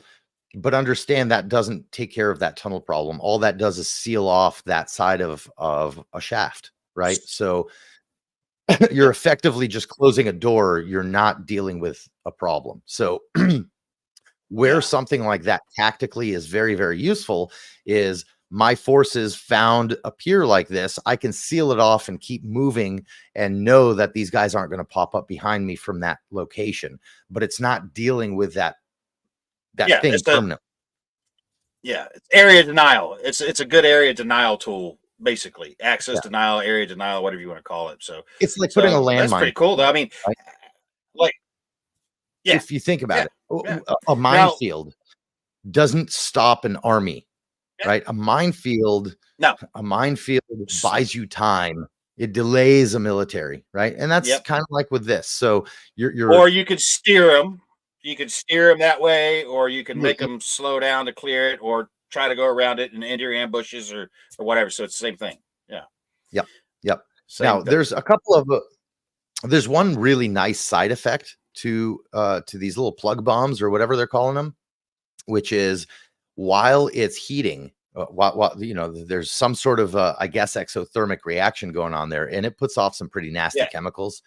So if you're down there and you're anywhere near it, even if you're not enveloped by it, you're breathing in this stuff that's probably going to make you have your worst last day ever. So that's kind of a nice side effect. Just thought that's great. That's a nice side effect. There we go. We're going to circle back because earlier you told us to remind you to do this, but Will asked the question. How well trained would you say your reserves are? And you said, remind me to talk about the reserves. And we're going to follow this up with another one here in a minute, but let's talk about your reserves real quick. And we got a second reserve question. So let's talk about reserves. Because I know, like you said, that's the bulk of the IDF. And T, I'm not picking on you, bro, but if you've got something to say, jump in, man, anytime. I don't want you to think I'm not thinking about you. It's just, Shoot, I see you down there, man. Mama said, Mama said, if you ain't got nothing smart to say. No, I'm a little out of my league when it comes to this. Shut up, then. You guys are the experts in this. But before we get into this, let me ask you this before we go. Well, I'll tell you what. Circle back to it. Answer Will here because I'm interested in this as well. You know what, T? I want to hear more of your parts because your questions are probably going to be a lot more similar to a lot of other people's questions. All right. No, it's good. Well, and here's the thing too. T, go ahead and ask your question because we got these on a list, and you might forget yours because I don't want you to forget. I'm drifting off. I'm drifting off, kind of dazed and confused over here. No, it's speaking of our own doorstep right here. All right. What's the repercussions here in the United States? What's some of the trickle over that we're going to see?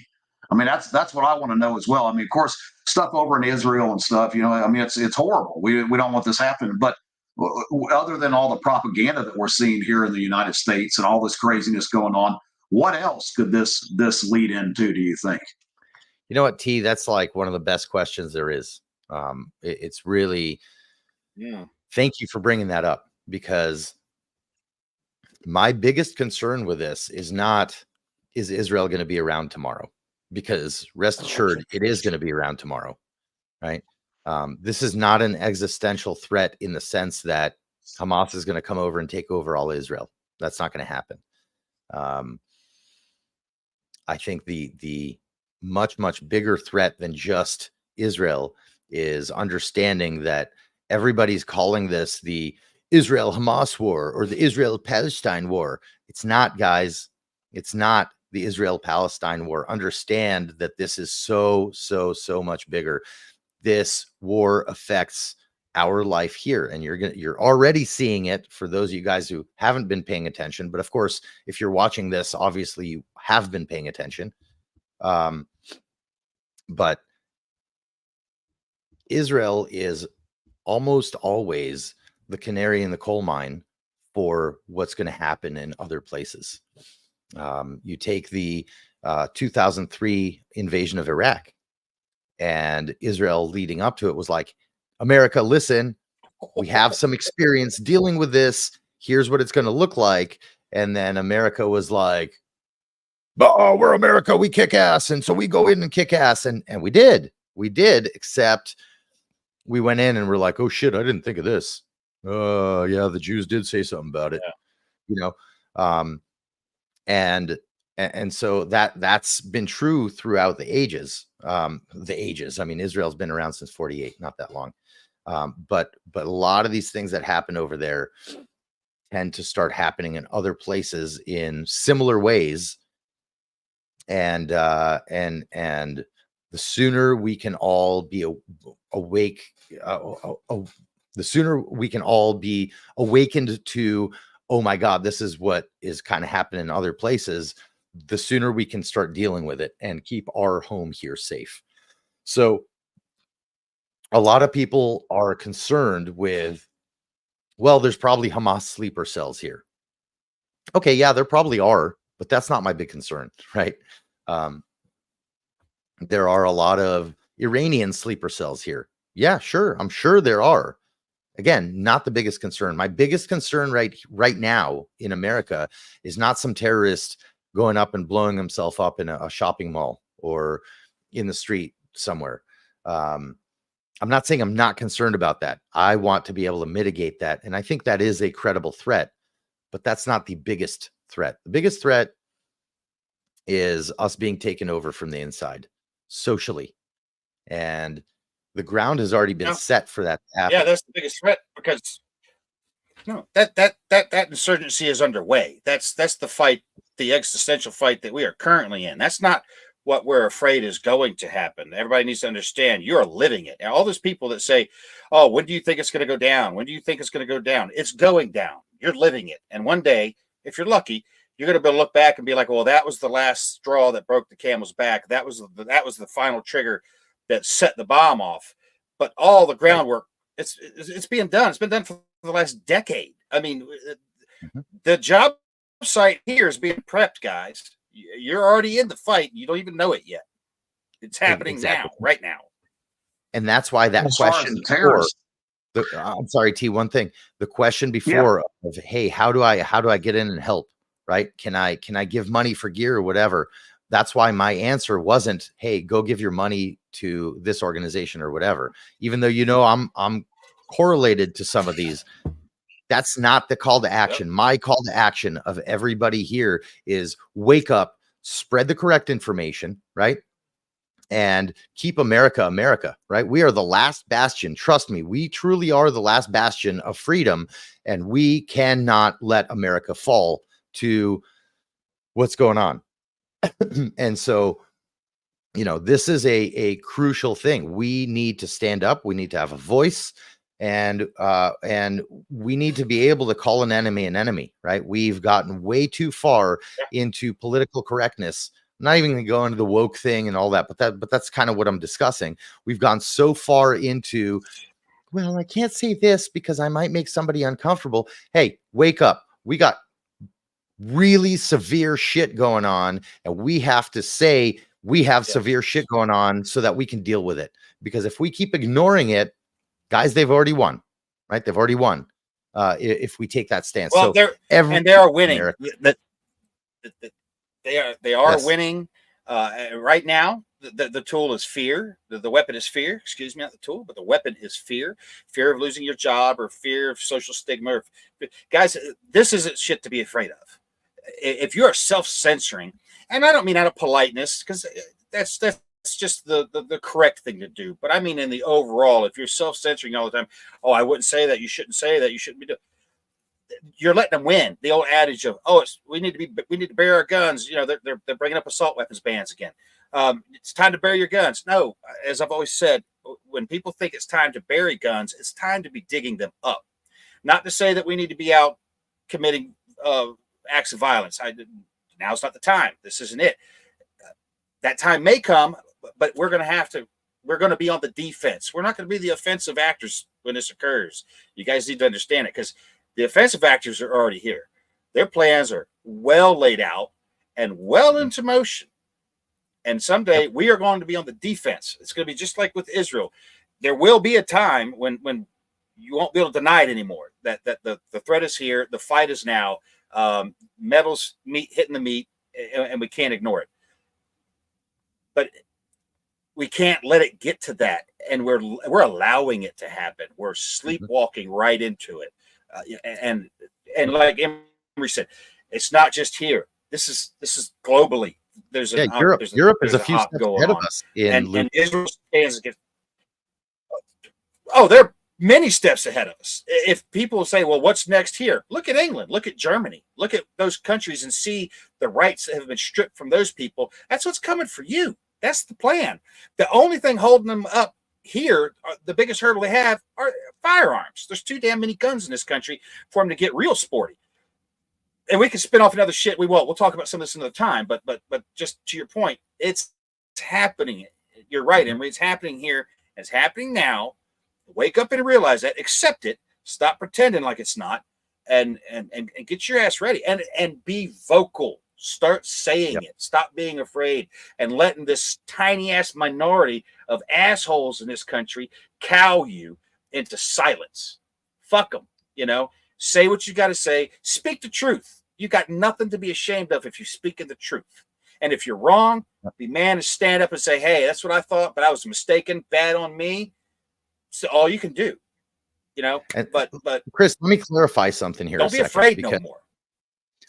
I want to make sure that people understand what we are saying is not take up arms and go find bad guys. And that's not at all what we're saying. What we're saying is normal Americans, us, we all need to stand up and have a voice and be heard, because the empty can rattles the most. And so all the noise we've heard for the last bunch of years has been from the fringe group of morons, right? And that's, well, they're making so much noise, so we have to appease them. No, the normal, intelligent American needs to all of us stand up and be like, hey, this is what's going on. And we have to hold our government accountable. Our government has to do the right things. And obviously we're getting into this big thing because we can't just switch governments and put in the right people, right? But they have to be made aware of the fact that they're effectively letting our country essentially go down in flames here when this kicks off. So, it's very important for very us. soon here. We're going to let's do a whole show based on this, because I don't think people quite grasp the scale of what's going on. This is global. Like you said, that tiny fringe, extreme, crazy ass minority that exists in the world, that espouses some of these crazy views is being amplified for a reason. All of this stuff is happening for a reason.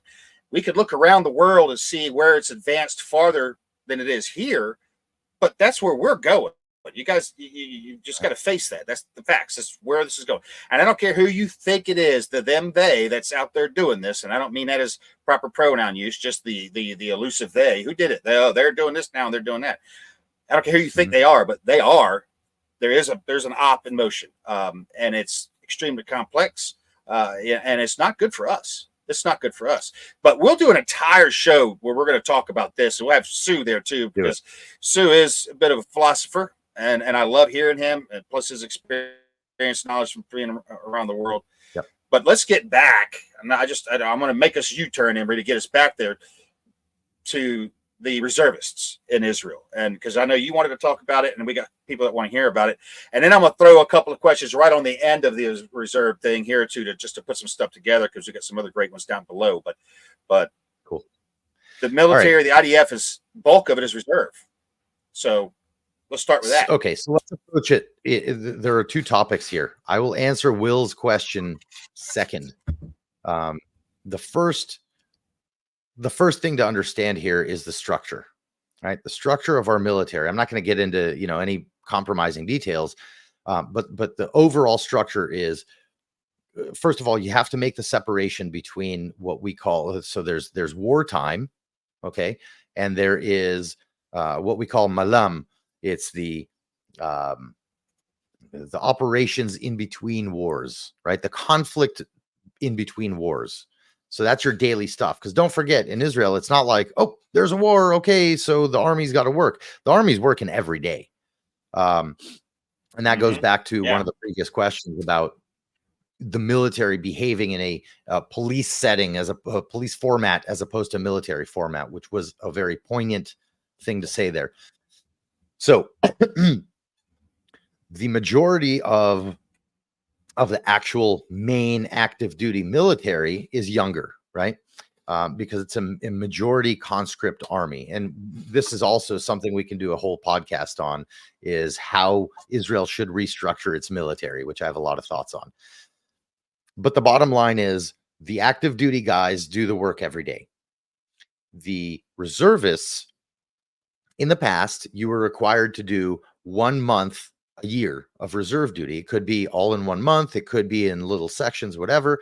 Special operations units work a little bit different. Like I've done a metric ton of reserve duty just in 1 year. I've done, I've had years where I did well over 6 months out of a year living on post. But that's kind of, let's set that aside a second, because, my job there was not what most of these reservists are.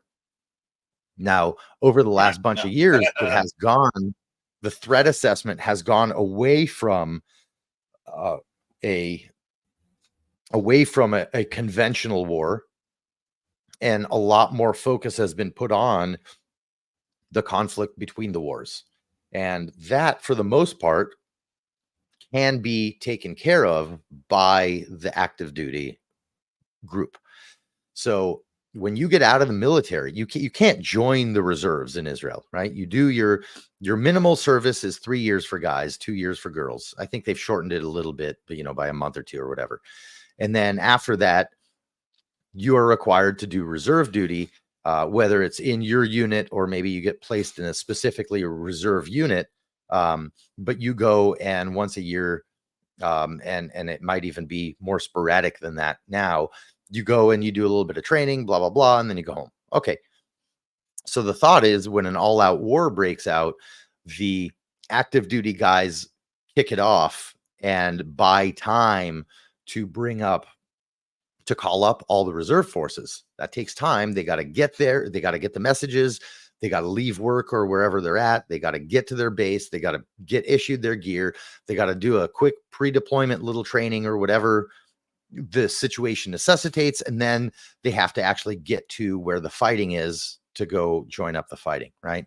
So it's a very, it's this big lumbering thing that takes a lot of time. You're moving a lot of bodies and, doing all this stuff. So over the last couple, it's slow to get that huge ball rolling, but but through sheer momentum and weight, once she is moving, but it takes time to get it moving. Exactly. So over the last couple of decades, like I was saying, because we were kind of transitioning more into this conflict between the wars thing, as opposed to really focusing on an actual conventional war, what's happened is they have let go, in my opinion, criminally let go the preparation of the forces in terms of how well they're trained, how often they're trained, and how well they are equipped. The military in general has gone to more focus on making the military a lot more technologically advanced, as opposed to let's make these soldiers the most badass ground fighters there ever have been. And that it's a mindset, and that mindset comes from, believe it or not, valuing human life, because we want to make sure that our soldiers are, that as many of our soldiers can survive the next fight as possible. And that, to me, is the wrong emphasis. The real emphasis should be, how do we win in the most effective way? And then the lives of our soldiers should come in right underneath that, because if the lives of our soldiers come above that objective, then it's going to make that objective much harder. You'll never achieve it. Right. Yeah. And so, I mean, nobody wants to see soldiers dying, but they're soldiers. They're there for a purpose. They understand what they're doing. Correct. And for Israel, they're always literally fighting for their lives. If they've got to go into a fight, they're literally fighting for their lives. This is it's a zero-sum game with them. Either Israel will exist or Israel will not. So, I can understand that. But we're seeing a renaissance. It's like you're talking about how things are coming back. We're seeing a renaissance in old tactics coming back. The resurgence now in HF. I know in American and the US SF community, learning HF now is a big thing. They're worried about all the fancy gadgets, but simple and basic always works. Basic infantryman skills, basic soldier skills, combined arms, those simple things will always work. And I see that coming back around, and I hope that they do too, that Israel will get back to the basic soldier skill, the basic infantry movements, combined arms, artillery, air cover, the whole thing. So I think that's true, Chris, and I think that is what is already happening, right, in the military. Our military, it's already underway. Our military adapts very quickly to things. That's one of the things that militaries need to typically have as a goal, is being able to adapt on the fly, right? Adapt and overcome. It's like the most overused thing, term in military speak here, right? Adapt and overcome. Well, that has to happen on a much larger scale than an SF team that can adapt and overcome. That's got to be the entire military. And I think the IDF has been doing a really good job at that. Based on what it has, we have put ourselves in an uncomfortable situation of having reserve forces that are not trained enough over the last few years. And I will say they're doing a great job. I'm not discounting what they're doing. They should be better prepared. Having said that, these reservists are coming in there and doing excellent work. And one of the reasons is because we all know that it's a fight for our lives. When you go in and you get drafted into a war, we all have this sense of connection and commitment, and we're going to go in and do the right thing. The second factor to that is how the military is disseminating its mission sets to all the people, and how it is dictating the tactics to be used. And those things in conjunction with each other are actually overcoming a lot of the ill preparedness that we have seen. And that also, I saw a couple of questions about, do these guys have the adequate gear? The bottom line is a lot of them do not, right? There are gear issues. Yeah. There are severe gear issues. And I so appreciate, I'm so grateful to all the people I've had a lot of a lot of people have been trying to reach me since this war broke out. My phone has gone insane to the point where it is permanently on silent, and I get literally hundreds of messages a day. So I apologize if you guys have tried to reach out and have heard nothing from me. But a lot of these people are trying to ask, hey, what can I do to help? I've gotten like hundreds, literally no exaggeration. Hey, I have a spare helmet. I have a spare set of armor, blah, blah, blah. Can I send this over? And unfortunately, the answer is no, you can't. It's not going to get there. It's not, you can't do that for a bunch of different reasons. It don't work We've that had way.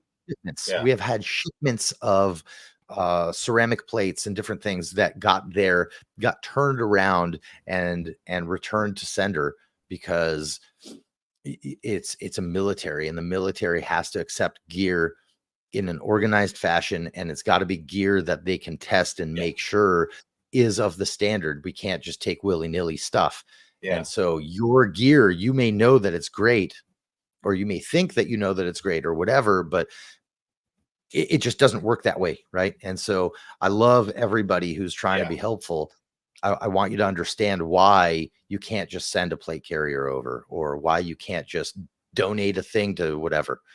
But there are horrific gear shortages. I can speak to, let's see, I'm trying to not say anything I'm not supposed to, but I can tell you that. So my job, if I were in right now, which is a whole different thing, and I'm trying to get, I got a medical procedure I got to do before I can actually get back on my feet. But my job, one of my main jobs is as a breacher, right? And I've been in contact with a lot of my guys there who are doing this. Some of them get parted off to infantry battalions or other special ops units or whatever, or work in organic teams as well. And there is even a problem with a lot of our breaching charges and getting enough of them, because this is a specialized thing, right? And so in our special operations kind of way, we've never had a shortage, because you could have all the special operations you want going on, and we have enough saved up for all of it. And there's not that much work at a time. Yeah, there's not much of that work going on at any one given moment, as opposed to the present situation. So exactly. And what's been going on over the last, since we're talking gear and stuff. 1 second, let me just finish that one point. There's a couple questions in here. I don't want to. Oh, go ahead. I'm sorry, man. Go ahead.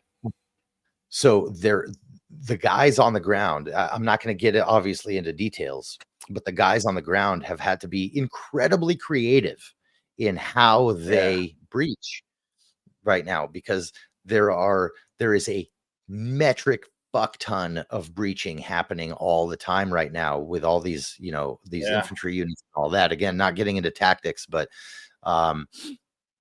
they're breaching a insane amount, and they've been out of the very specialized stuff for the most part, and not being able to deliver it to everybody. And so they've had to come up with, well, here's what we have. How do we get these like conventional tools that are P for plenty, for those of you guys who get it, or just way overkill for things and that kind of thing, and not purpose built for this. And they've had to adapt different tools to get this job done while still making sure to have minimal collateral damage. And so even on that front, which people don't think about, there are severe problems. And it's not only that people have inadequate, battle rattle, inadequate armor, inadequate personal kit. Personal kit is. So individual kit is what you guys are short on. Yeah. Individual kit, but it's far beyond that, right? It's even the demo to get certain jobs done. Right. And so it had to, I wish I could get into some of the details because it's really cool, but I can't do that on the internet. So no. Here's a question you can't answer. This goes since we're talking kit, I just want to throw this out there. Do you need to do something? No, go for it. No? Oh, okay. So this is an interesting one, and it's the kind of question I'm sure a lot of people might wonder about. So Navy here asked if the Israeli troops, or at least the reserves, are running the Tavors, the X-95s, because in video you're seeing Tavors, you're seeing M4s. Is there a delineation between full-time versus reservist, or is it unit specific, or is it shooter's preference? Yeah, it's unit specific. I wish it was shooter's preference. Yeah, it's unit specific. What happened was, so when I was still in, pretty much the whole army was on M4s, right? The fighting forces were on M4s, Colt M4s, just like they have here. 14.5-inch barrels. Special ops have shorter barrels sometimes. And that's been the main bulk. Towards the end of my service, the Tavor started coming in. So there were 2 versions. Now there's a couple more newer versions. But there was essentially the Tavor and the micro Tavor. And certain units went to the Tavor at first, like the Givati Brigade were the first ones that got, it's an infantry brigade, the ones with the purple berets. They got the first Tavors because they were chosen as the test, group for this new gun. And then they kind of tweaked it, blah, blah, blah. And slowly it started getting into other units. It's actually a great gun for the purpose for which it was designed. There are things that as though. and that's fine, right? That's fine. There are many wonderful things to a bullpup, right? That people that are everyday shooters don't necessarily understand a lot of these considerations, right? So, for example, having a shorter gun is critical to the success of a soldier moving around in a tight, confined urban setting, in and out of vehicles, in and out of and around and through buildings and up and down and in tunnels and that kind of thing. So having the shorter the rifle, the better in that sense. A. B, the weight distribution of the weight being further back, the weight in the chassis being closer to your body makes a very, very big difference. Because if you think about it, the weight of what does a soldier magazine back here? Yeah. So the majority of your time, you're moving around with a gun. You're not actively pulling the trigger all the time, even during a war. Think about it.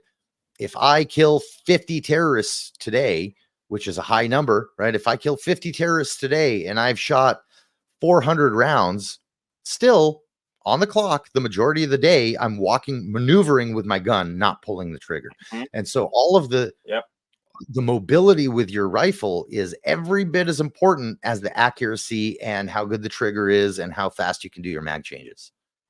So in that sense, I think the Tavor and the bullpup in general is an excellent platform. And if you build the correct, I hate this term, but for simplicity, I'll use it. If you build the correct muscle memory with it, it's a wonderful tool.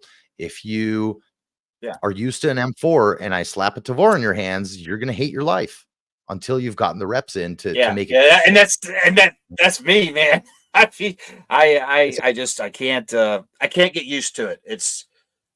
And it might even be just a cultural thing, as for me personally, why I can't really wrap my head around them. They just but you're spot on. Working vehicles, working tight places. I mean, I would take one and learn it. If I was having to do that kind of work, I would be in love with one, and I would force myself to like it just for that simple fact alone. Now we're running up on 2 hours here, guys.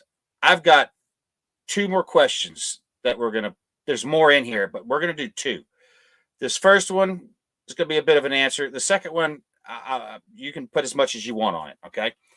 The first one's very important, and I'm very happy to see Smart or Strong ask this question. Sig, what is a way we could boost morale in the IDF, or how do you recommend it? What can we do to show the love?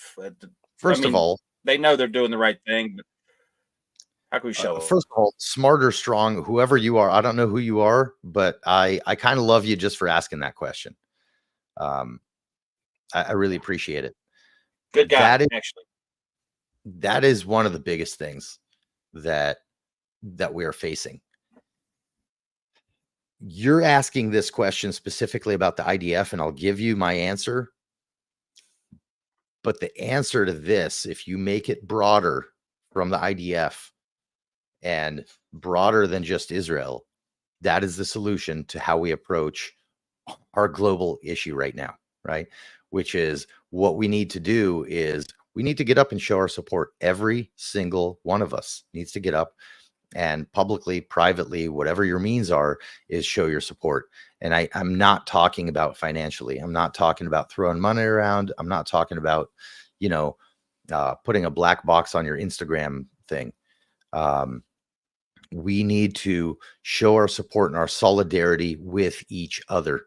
This isn't just saying IDF good, Hamas bad, right? This is, if we want to make a difference, and when I say we, it's all good people on earth. I'm not even talking about a political group. I'm not talking about a support group or religious group.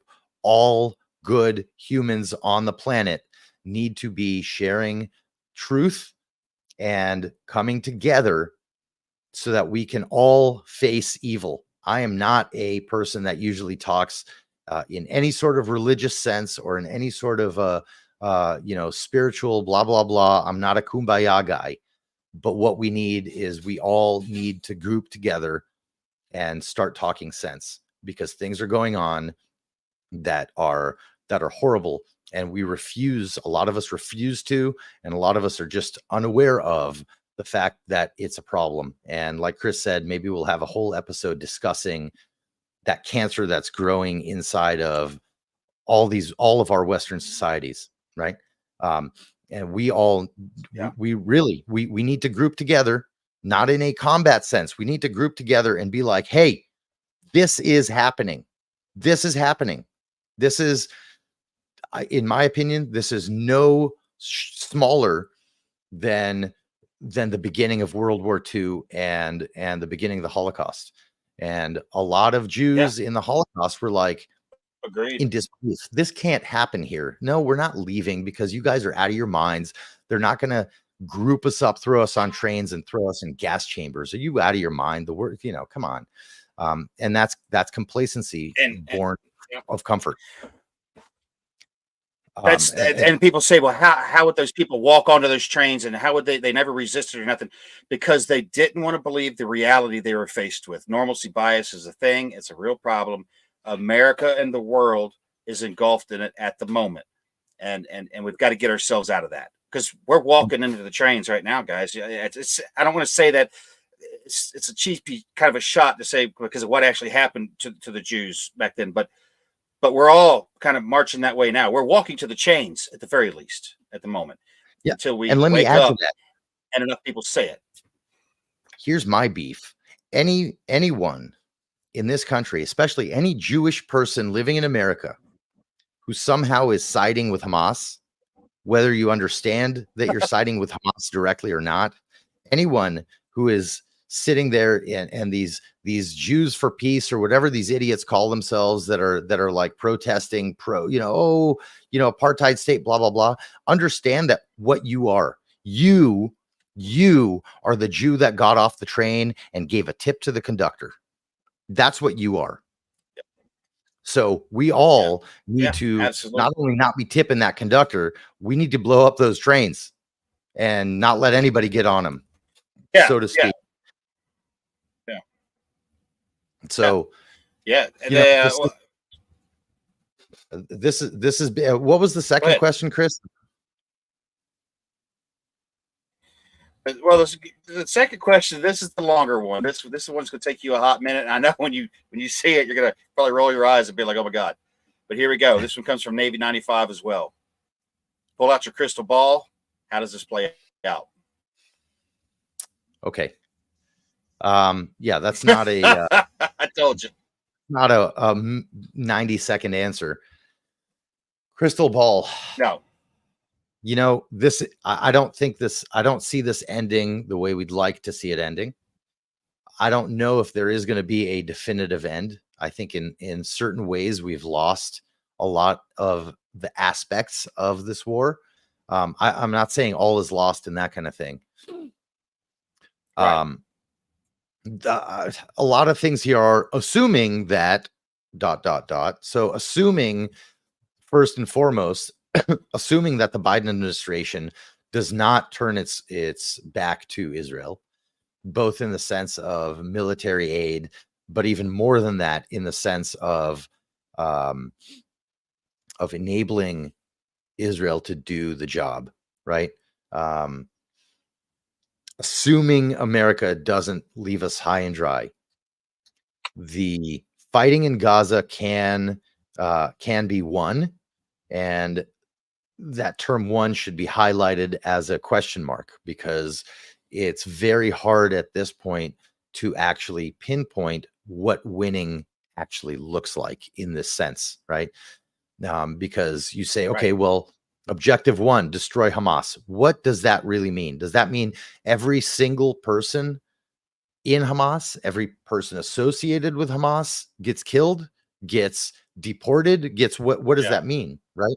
And then what does everybody in Hamas even mean, right? Is it, because rest assured, every single person of that 2.3 million or whatever the actual number is of people living in Gaza, every single person there is in some way connected to Hamas.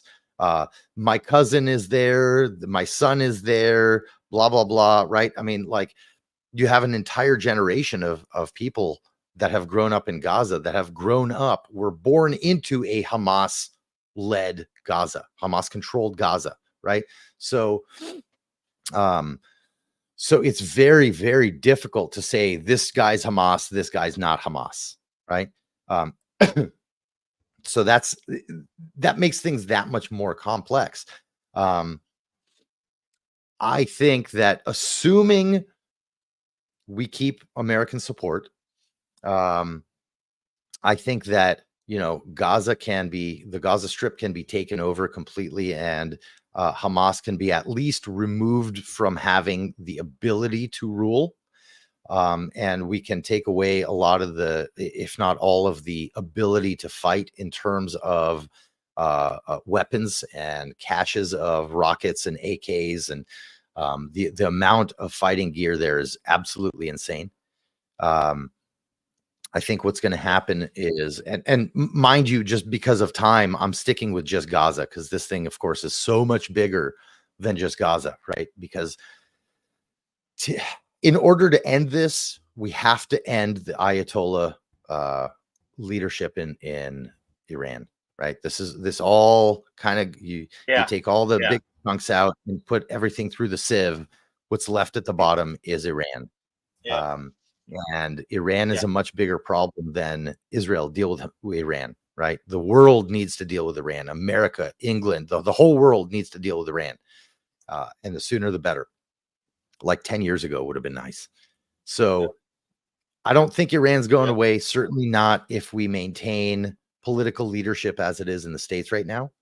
You know, I think Gaza, what's going to happen is, you know, we're going to uproot Hamas from Gaza, however that's going to look. I don't think it's going to be 100%. We're going to be chasing and killing Hamas guys all over the planet for the next bunch of years. The big problem with Gaza is what to do. Good at that shit. I'll give them credit. Yes. Yeah, they are. The big obvious elephant in the room is, what do you do with Gaza on the day after, right? Because the people have to be able to go back and live there, right? Because there's literally not a single Arab country that is willing to accept a single refugee from there, right? On a different episode, we can get into explaining why. But and that might be a good one too. But you know, just recently, the Egyptians said we'll martyr 3 million people before we allow one Palestinian into Egypt. Correct. And the Jordanian king, we will kill 3 million people. Yeah, the Jordanian king has the exact same stance. All right, but okay, so let me try to. That's their hood, you know. Let me try to crack this as simply as I can. Sorry, I'm trying to kind of put my thoughts together as I'm spewing this, but we need to find a solution for the day after, in the sense that the Gazans get to stay and live in Gaza, but the Israelis on the other side of the border get to live there and be able to inhabit their homes and rebuild their homes and live without having rockets fired on their homes daily, which, by the way, was happening daily before this war started, right? This is a daily thing in Israel. There are missiles and rockets being fired into civilian centers every day for the last, I don't know, since 2005 when we pulled out of Gaza. Literally that day. I was just going to say decade, not the last decade. Yeah. Since 2005. Exactly. 2005. So it's almost 20. Two and a half decades. Oh yeah. 2.5 decades. Yeah. Shit. Almost 20 years. Yeah. Yeah. So in 2 years, it will be 20 years. So for the last 18 years, 20 years. I'm thinking. So what is the world thinking? Well, what Biden wants to happen in his infinite stupidity, and I say his, it's that administration. It's not just him. What they want is, they say, the obvious answer to uneducated fools who don't know the first thing about what's going on is, okay, well, there's this thing called the Palestinian Authority. They're in control in the West Bank, and they used to be in control in Gaza until 2005 when we pulled out of Gaza and Hamas was able to take over, right? And so what Biden is saying is, well, you give the Palestinian Authority control of Gaza, and then you have this unified thing where the Palestinian Authority really is ruling both the West Bank and Gaza, which is a absolutely impossible situation. Understand that the Palestinian Authority is no better than Hamas, right? They fell into their kind of political role earlier than Hamas did, and so they're a lot more involved in that world as well. But they want the destruction of Israel every bit as much as Hamas does, and that is not going to give us any sort of solution. Another potential that has been thrown around is other Arab countries. I'm not even going to grace the UN with a response. The UN is a criminal body that should be completely annihilated yesterday morning. The UN, and we can talk about this the next time too. The UN is a bunch of criminals. They absolutely cannot take control because, by the way, they have had control there in Gaza over the last 20 years, and they have been one of the root causes of enabling all this. So, so a third option is you have some third body mediator that comes in there and kind of maintains control for the first few years until we get a working government there internally. And so that would be something like Saudi Arabia or Qatar or UAE or whatever. Well, Saudi Arabia and Qatar don't want to do it. They don't want to deal with the Palestinian issue. They never have. And that's a whole tricky thing too. And then countries like Qatar, which is a whole nother episode we can do just on Qatar and its involvement, because Qatar is on par just with on Qatar. Yeah, right. There's so much to unpack here. So I'm trying to do it briefly. I know my 2 minutes just went into like 9 minutes already on just this one answer. So what do I think? I think I know it would. They're going to find some dumbass to kind of take control over Gaza, and they're going to create a no man's land, if you will, a strip inside of the border as a buffer zone, which is going to be, in my opinion, pretty ineffective. But it's a kind of a short-term thing they can add on there to help buffer terrorism. And it's probably going to go, this is probably going to end with us saying we've reached some of our objectives that we've set in dismantling Hamas, blah, blah, blah.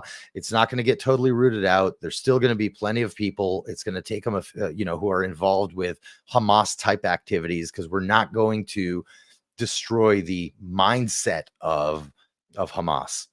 We can kill those specific people. We can end a specific organization, but we are not going to reverse everybody's psychology there into all of a sudden wanting peace. Understand that if they wanted peace and laid down their arms at any point in history, including right now, if everybody put down their guns, there'd be peace in the morning, right? If the Israelis put down their guns right now, tomorrow morning, there will not be a Jew left alive in that whole region, right? So I think what's going to happen is we're going to get to a point where we say we've militarily reached the majority of our objectives. People are going to come back. The whole world's going to put billions of dollars into rebuilding Gaza. And in 5-10 years, this is going to happen again. That's what's going to happen. Yeah, I was thinking about 10 years is what it's going to take Hamas to come back to life. But Imry, I want to say on behalf of yeah, whatever it will be. It'll be a new iteration of Hamas, and maybe the PLO is going to return. Who the hell knows? Right. But Ben, thanks for doing this for everybody. It's important that people get some legitimate information, and accurate information. And so I can't thank you enough. And plus, man, we missed you, bro. And I was worried about you while you're gone and stuff. So I'm really glad that you're back. And yeah, Mel's over here waving hi at you right now. She really missed you. So, Hi, Mel. I miss you too, Mel. But I don't want to. I also don't want to completely ignore T tonight, and we want to end on a lighter, little bit happier note. I want to know how the Taj Mahal is coming along, T, because you're building something that it looks like I would live in, to house a bunch of damn chickens. Like, whose idea is this? So you like them that much? You care that much for your birds? I don't. I love my wife that much. That's what it comes down to. Yeah, and that's what it comes down to. So currently our eggs are ranging from about $170 to $180 per egg, based on the exchange rate for materials for the construction of the Taj Mahal. But on that note, we do plan on expansion, and the meat chickens are next. So we do need that large facility to be able to house all these chickens. But I've always been notorious for overbuilding. But you know what they say, build it right, build it once. I don't want to ever build it again. Yeah, that's right. Damn right. And there's going to be some cool classes involved, guys. You're going to want to pay attention to Mountain Readiness's page and Facebook and everything. There's going to be chicken butchering classes taking place there. There's going to be a lot of stuff. Yes. So this isn't T's just doing it for himself. It's a community thing. You're going to be able to go there, learn how to do it, and take birds home if you want to. Process birds. Yes. And Daniel Salatin and Mike Dixon will be they will be doing, of course, Daniel, Joe Salatin's son. Daniel Salatin will be there in May with Mike Dixon. You can purchase a chicken and process right side by side with Daniel. We're going to do from the farm to the table, whole thing for the whole day. So not only will you get to process hands-on with one of the biggest homesteaders in the world, and from my understanding, this guy can process a chicken out in about 2 minutes flat, is what I was told. He is, I guess, super fast. I'm dying to see this. But we're also going to offer you can process your own chicken, and then we'll offer you'll be able to cook it right there. So we'll have guys cooking the stuff on hand, so you can literally, from the farm to the table, have a dinner, whole chicken right there, processed with Daniel Salatin himself, and of course Mike Dixon as well. So it should be a pretty cool deal. Nice. That's a unique experience overall. But there's a point to that, what you just said, that very few people in America have ever experienced, and that is killing an animal, doing the butchering, and consuming it within a very narrow time frame. The same day is odd for most Americans. They've never eaten an animal that was butchered the day they eat it. But to watch that entire process take place in a matter of a couple of hours, I'm imagining 2 or 3 hours, you're going to go from a walking around chicken to he's on your plate and you're eating him. That's it. More people should experience that. More people should experience for sure. And so, let me say too, Imry, great to see you back, brother. Same as Chris, man. We missed you. And it is nice to have somebody. And I've been a little quiet. I've been under the weather. Been sickly, no excuse. But so I'm a little bit on the beat up side tonight. But it's good to hear, firsthand account what's going on overseas. And I'll say too, just on that note before we wrap up, is it's not just about what's going on in other countries. There's so many things that's going on in this world right now. I mean, whatever happened to the Taliban and all this kind of stuff? You don't hear about any of this stuff. It worries me a lot. And that's why it's so important to me that we do these things like learn to process animals and raise gardens and all these things, because it's going to be a necessary thing in the future for survival. right now, due to our current administration, the borders have been open. All these people have been flooding in, but we're not seeing any terrorist attacks or anything here on American soil, really. So what does that mean to me? That means that they are organizing something bigger, right? And I fear that as time goes on, we're going to see, epic proportion terrorist acts here in the United States because of what's being allowed to go on in the world just right now. So, it's super important that we get our ducks in a row. And it's important, just like you said, Chris, like you said, Imry, our voices, we need to get them out there. We need to be heard. We need to come together and work to take this government back to we the people, because it's slipping away fast. Yeah, it is. It really, really freaking is. And T, I know you've had that case of the can't help it. I'll ship you some Angry Americans miraculous root oil, and that'll cure you right up. Just take a shot of that. That's stuff. what I need, man. Sounds good. Imry, I take anything you've I had get. a lot. Take anything I can get. You've had a lot to say tonight, but what do you want to leave everybody with, man? What you got for them? Close them out. I think how I would like to leave off tonight is actually on one of those questions about what, from smart or strong, what is a way we can boost morale in the IDF, that kind of thing. But my answer, I don't want to say specifically about the IDF, but I do want to touch on that again, because I think this is what has to happen on the planet. Get on your social media if you have it and say, hey, I support this, and I'm on the side of right. And then on a, forget social media, on a personal level, get with people, start building communities. We need to rebuild our community. And I say this often, right? We need to start having conversations. Let's use this, just like in Israel, these horrible things happened and are happening, and it groups people together in understanding that we have to survive together, because if we're not together, we will not survive. And the same thing applies here. And so the sooner we can become cohesive, the sooner we can, fight this evil across the whole planet and try to, get our world back on the right track. Our politicians aren't going to do it for us. We have to do it. It's not a call to arms. It's a call. It's the other way, right? We have to group together. It's a call to action. Yes.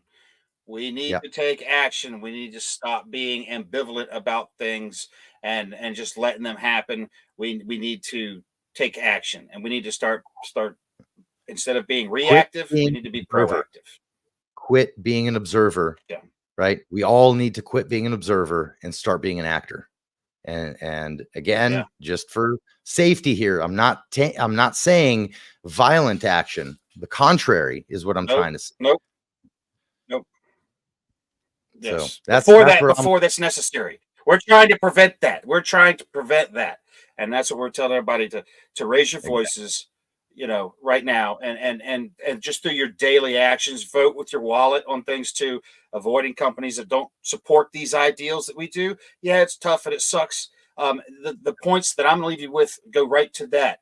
Number one, learn, buy books, read, take training classes, get educated. Then second thing I'm going to say is start learning to be uncomfortable, because what we're about to experience is going to be extremely uncomfortable. But that doesn't mean dead. If you can feel it, you're still alive.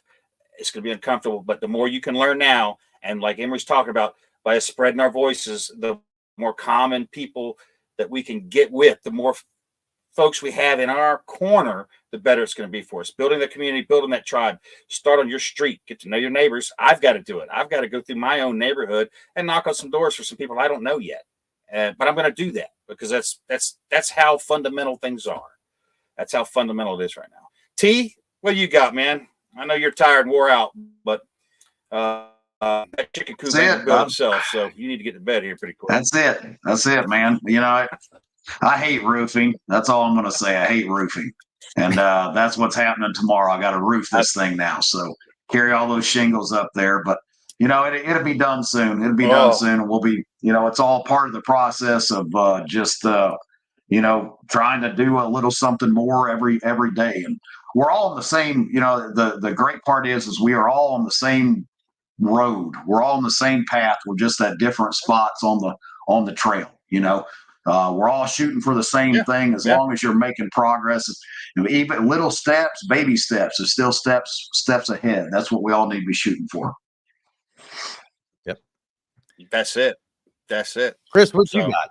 Guys, thanks for everybody hanging out so long. Like I said, my thing is learn, educate yourselves, read, take a damn training course. I know the economy's tough, money's tight, but get educated, all right, on skills that are going to become very necessary to maintain your life, like food production, like butchering animals, like how to purify your water, how to dispose of your waste, how to defend your home. And all of these require extra sets of hands. So you need the community, you need the knowledge. And again, start learning to be uncomfortable. I don't think I can stress that one enough. It's something that's come to me recently and I've started talking about. And I think people really, really need to start developing that now, because you look at Gaza, Israel, you look at Ukraine. There's a lot of those folks aren't comfortable. They're living hard lives, and we're lucky here. We've had it good for a long time. We need to be thankful we've had that long, quiet time that we've had, but that quiet time is coming to an end, and the entire world is about to get very, very noisy. It's already happening. You guys see it starting. It's fixing to kick off in South America. I don't know how many of you guys are watching that. Venezuela is just voted to annex 60% of Guyana. Guyana's military is the size of the Dallas police force. The first Guyanese helicopter was shot down today. They're already trading rounds, folks. The largest oil reserve in the last 25 years probably was just discovered off the coast of Guyana. Why do you think Venezuela wants it? So there's lots of shit we can talk about, but there's too many threat vectors to be sitting on our asses, being complacent and not doing something. And that's why I say educate yourselves. And that's really what I got to close out with for everybody tonight. Get educated, stay safe, and build that community. And you guys know the drill. Be good at it. We will catch you next time. And we're going to have more in-depth conversations like this, because this one was great. Imry, I can't thank you enough, man. Really fantastic. Thank you, guys. Thank you, guys. I'm glad to be. Yeah. Me too. Glad you're back, bro. And I want to see you soon somehow. We'll figure it out and make it happen. But that's all we got. Oh, there. I was saying me too. I think I was muted. Can you hear me?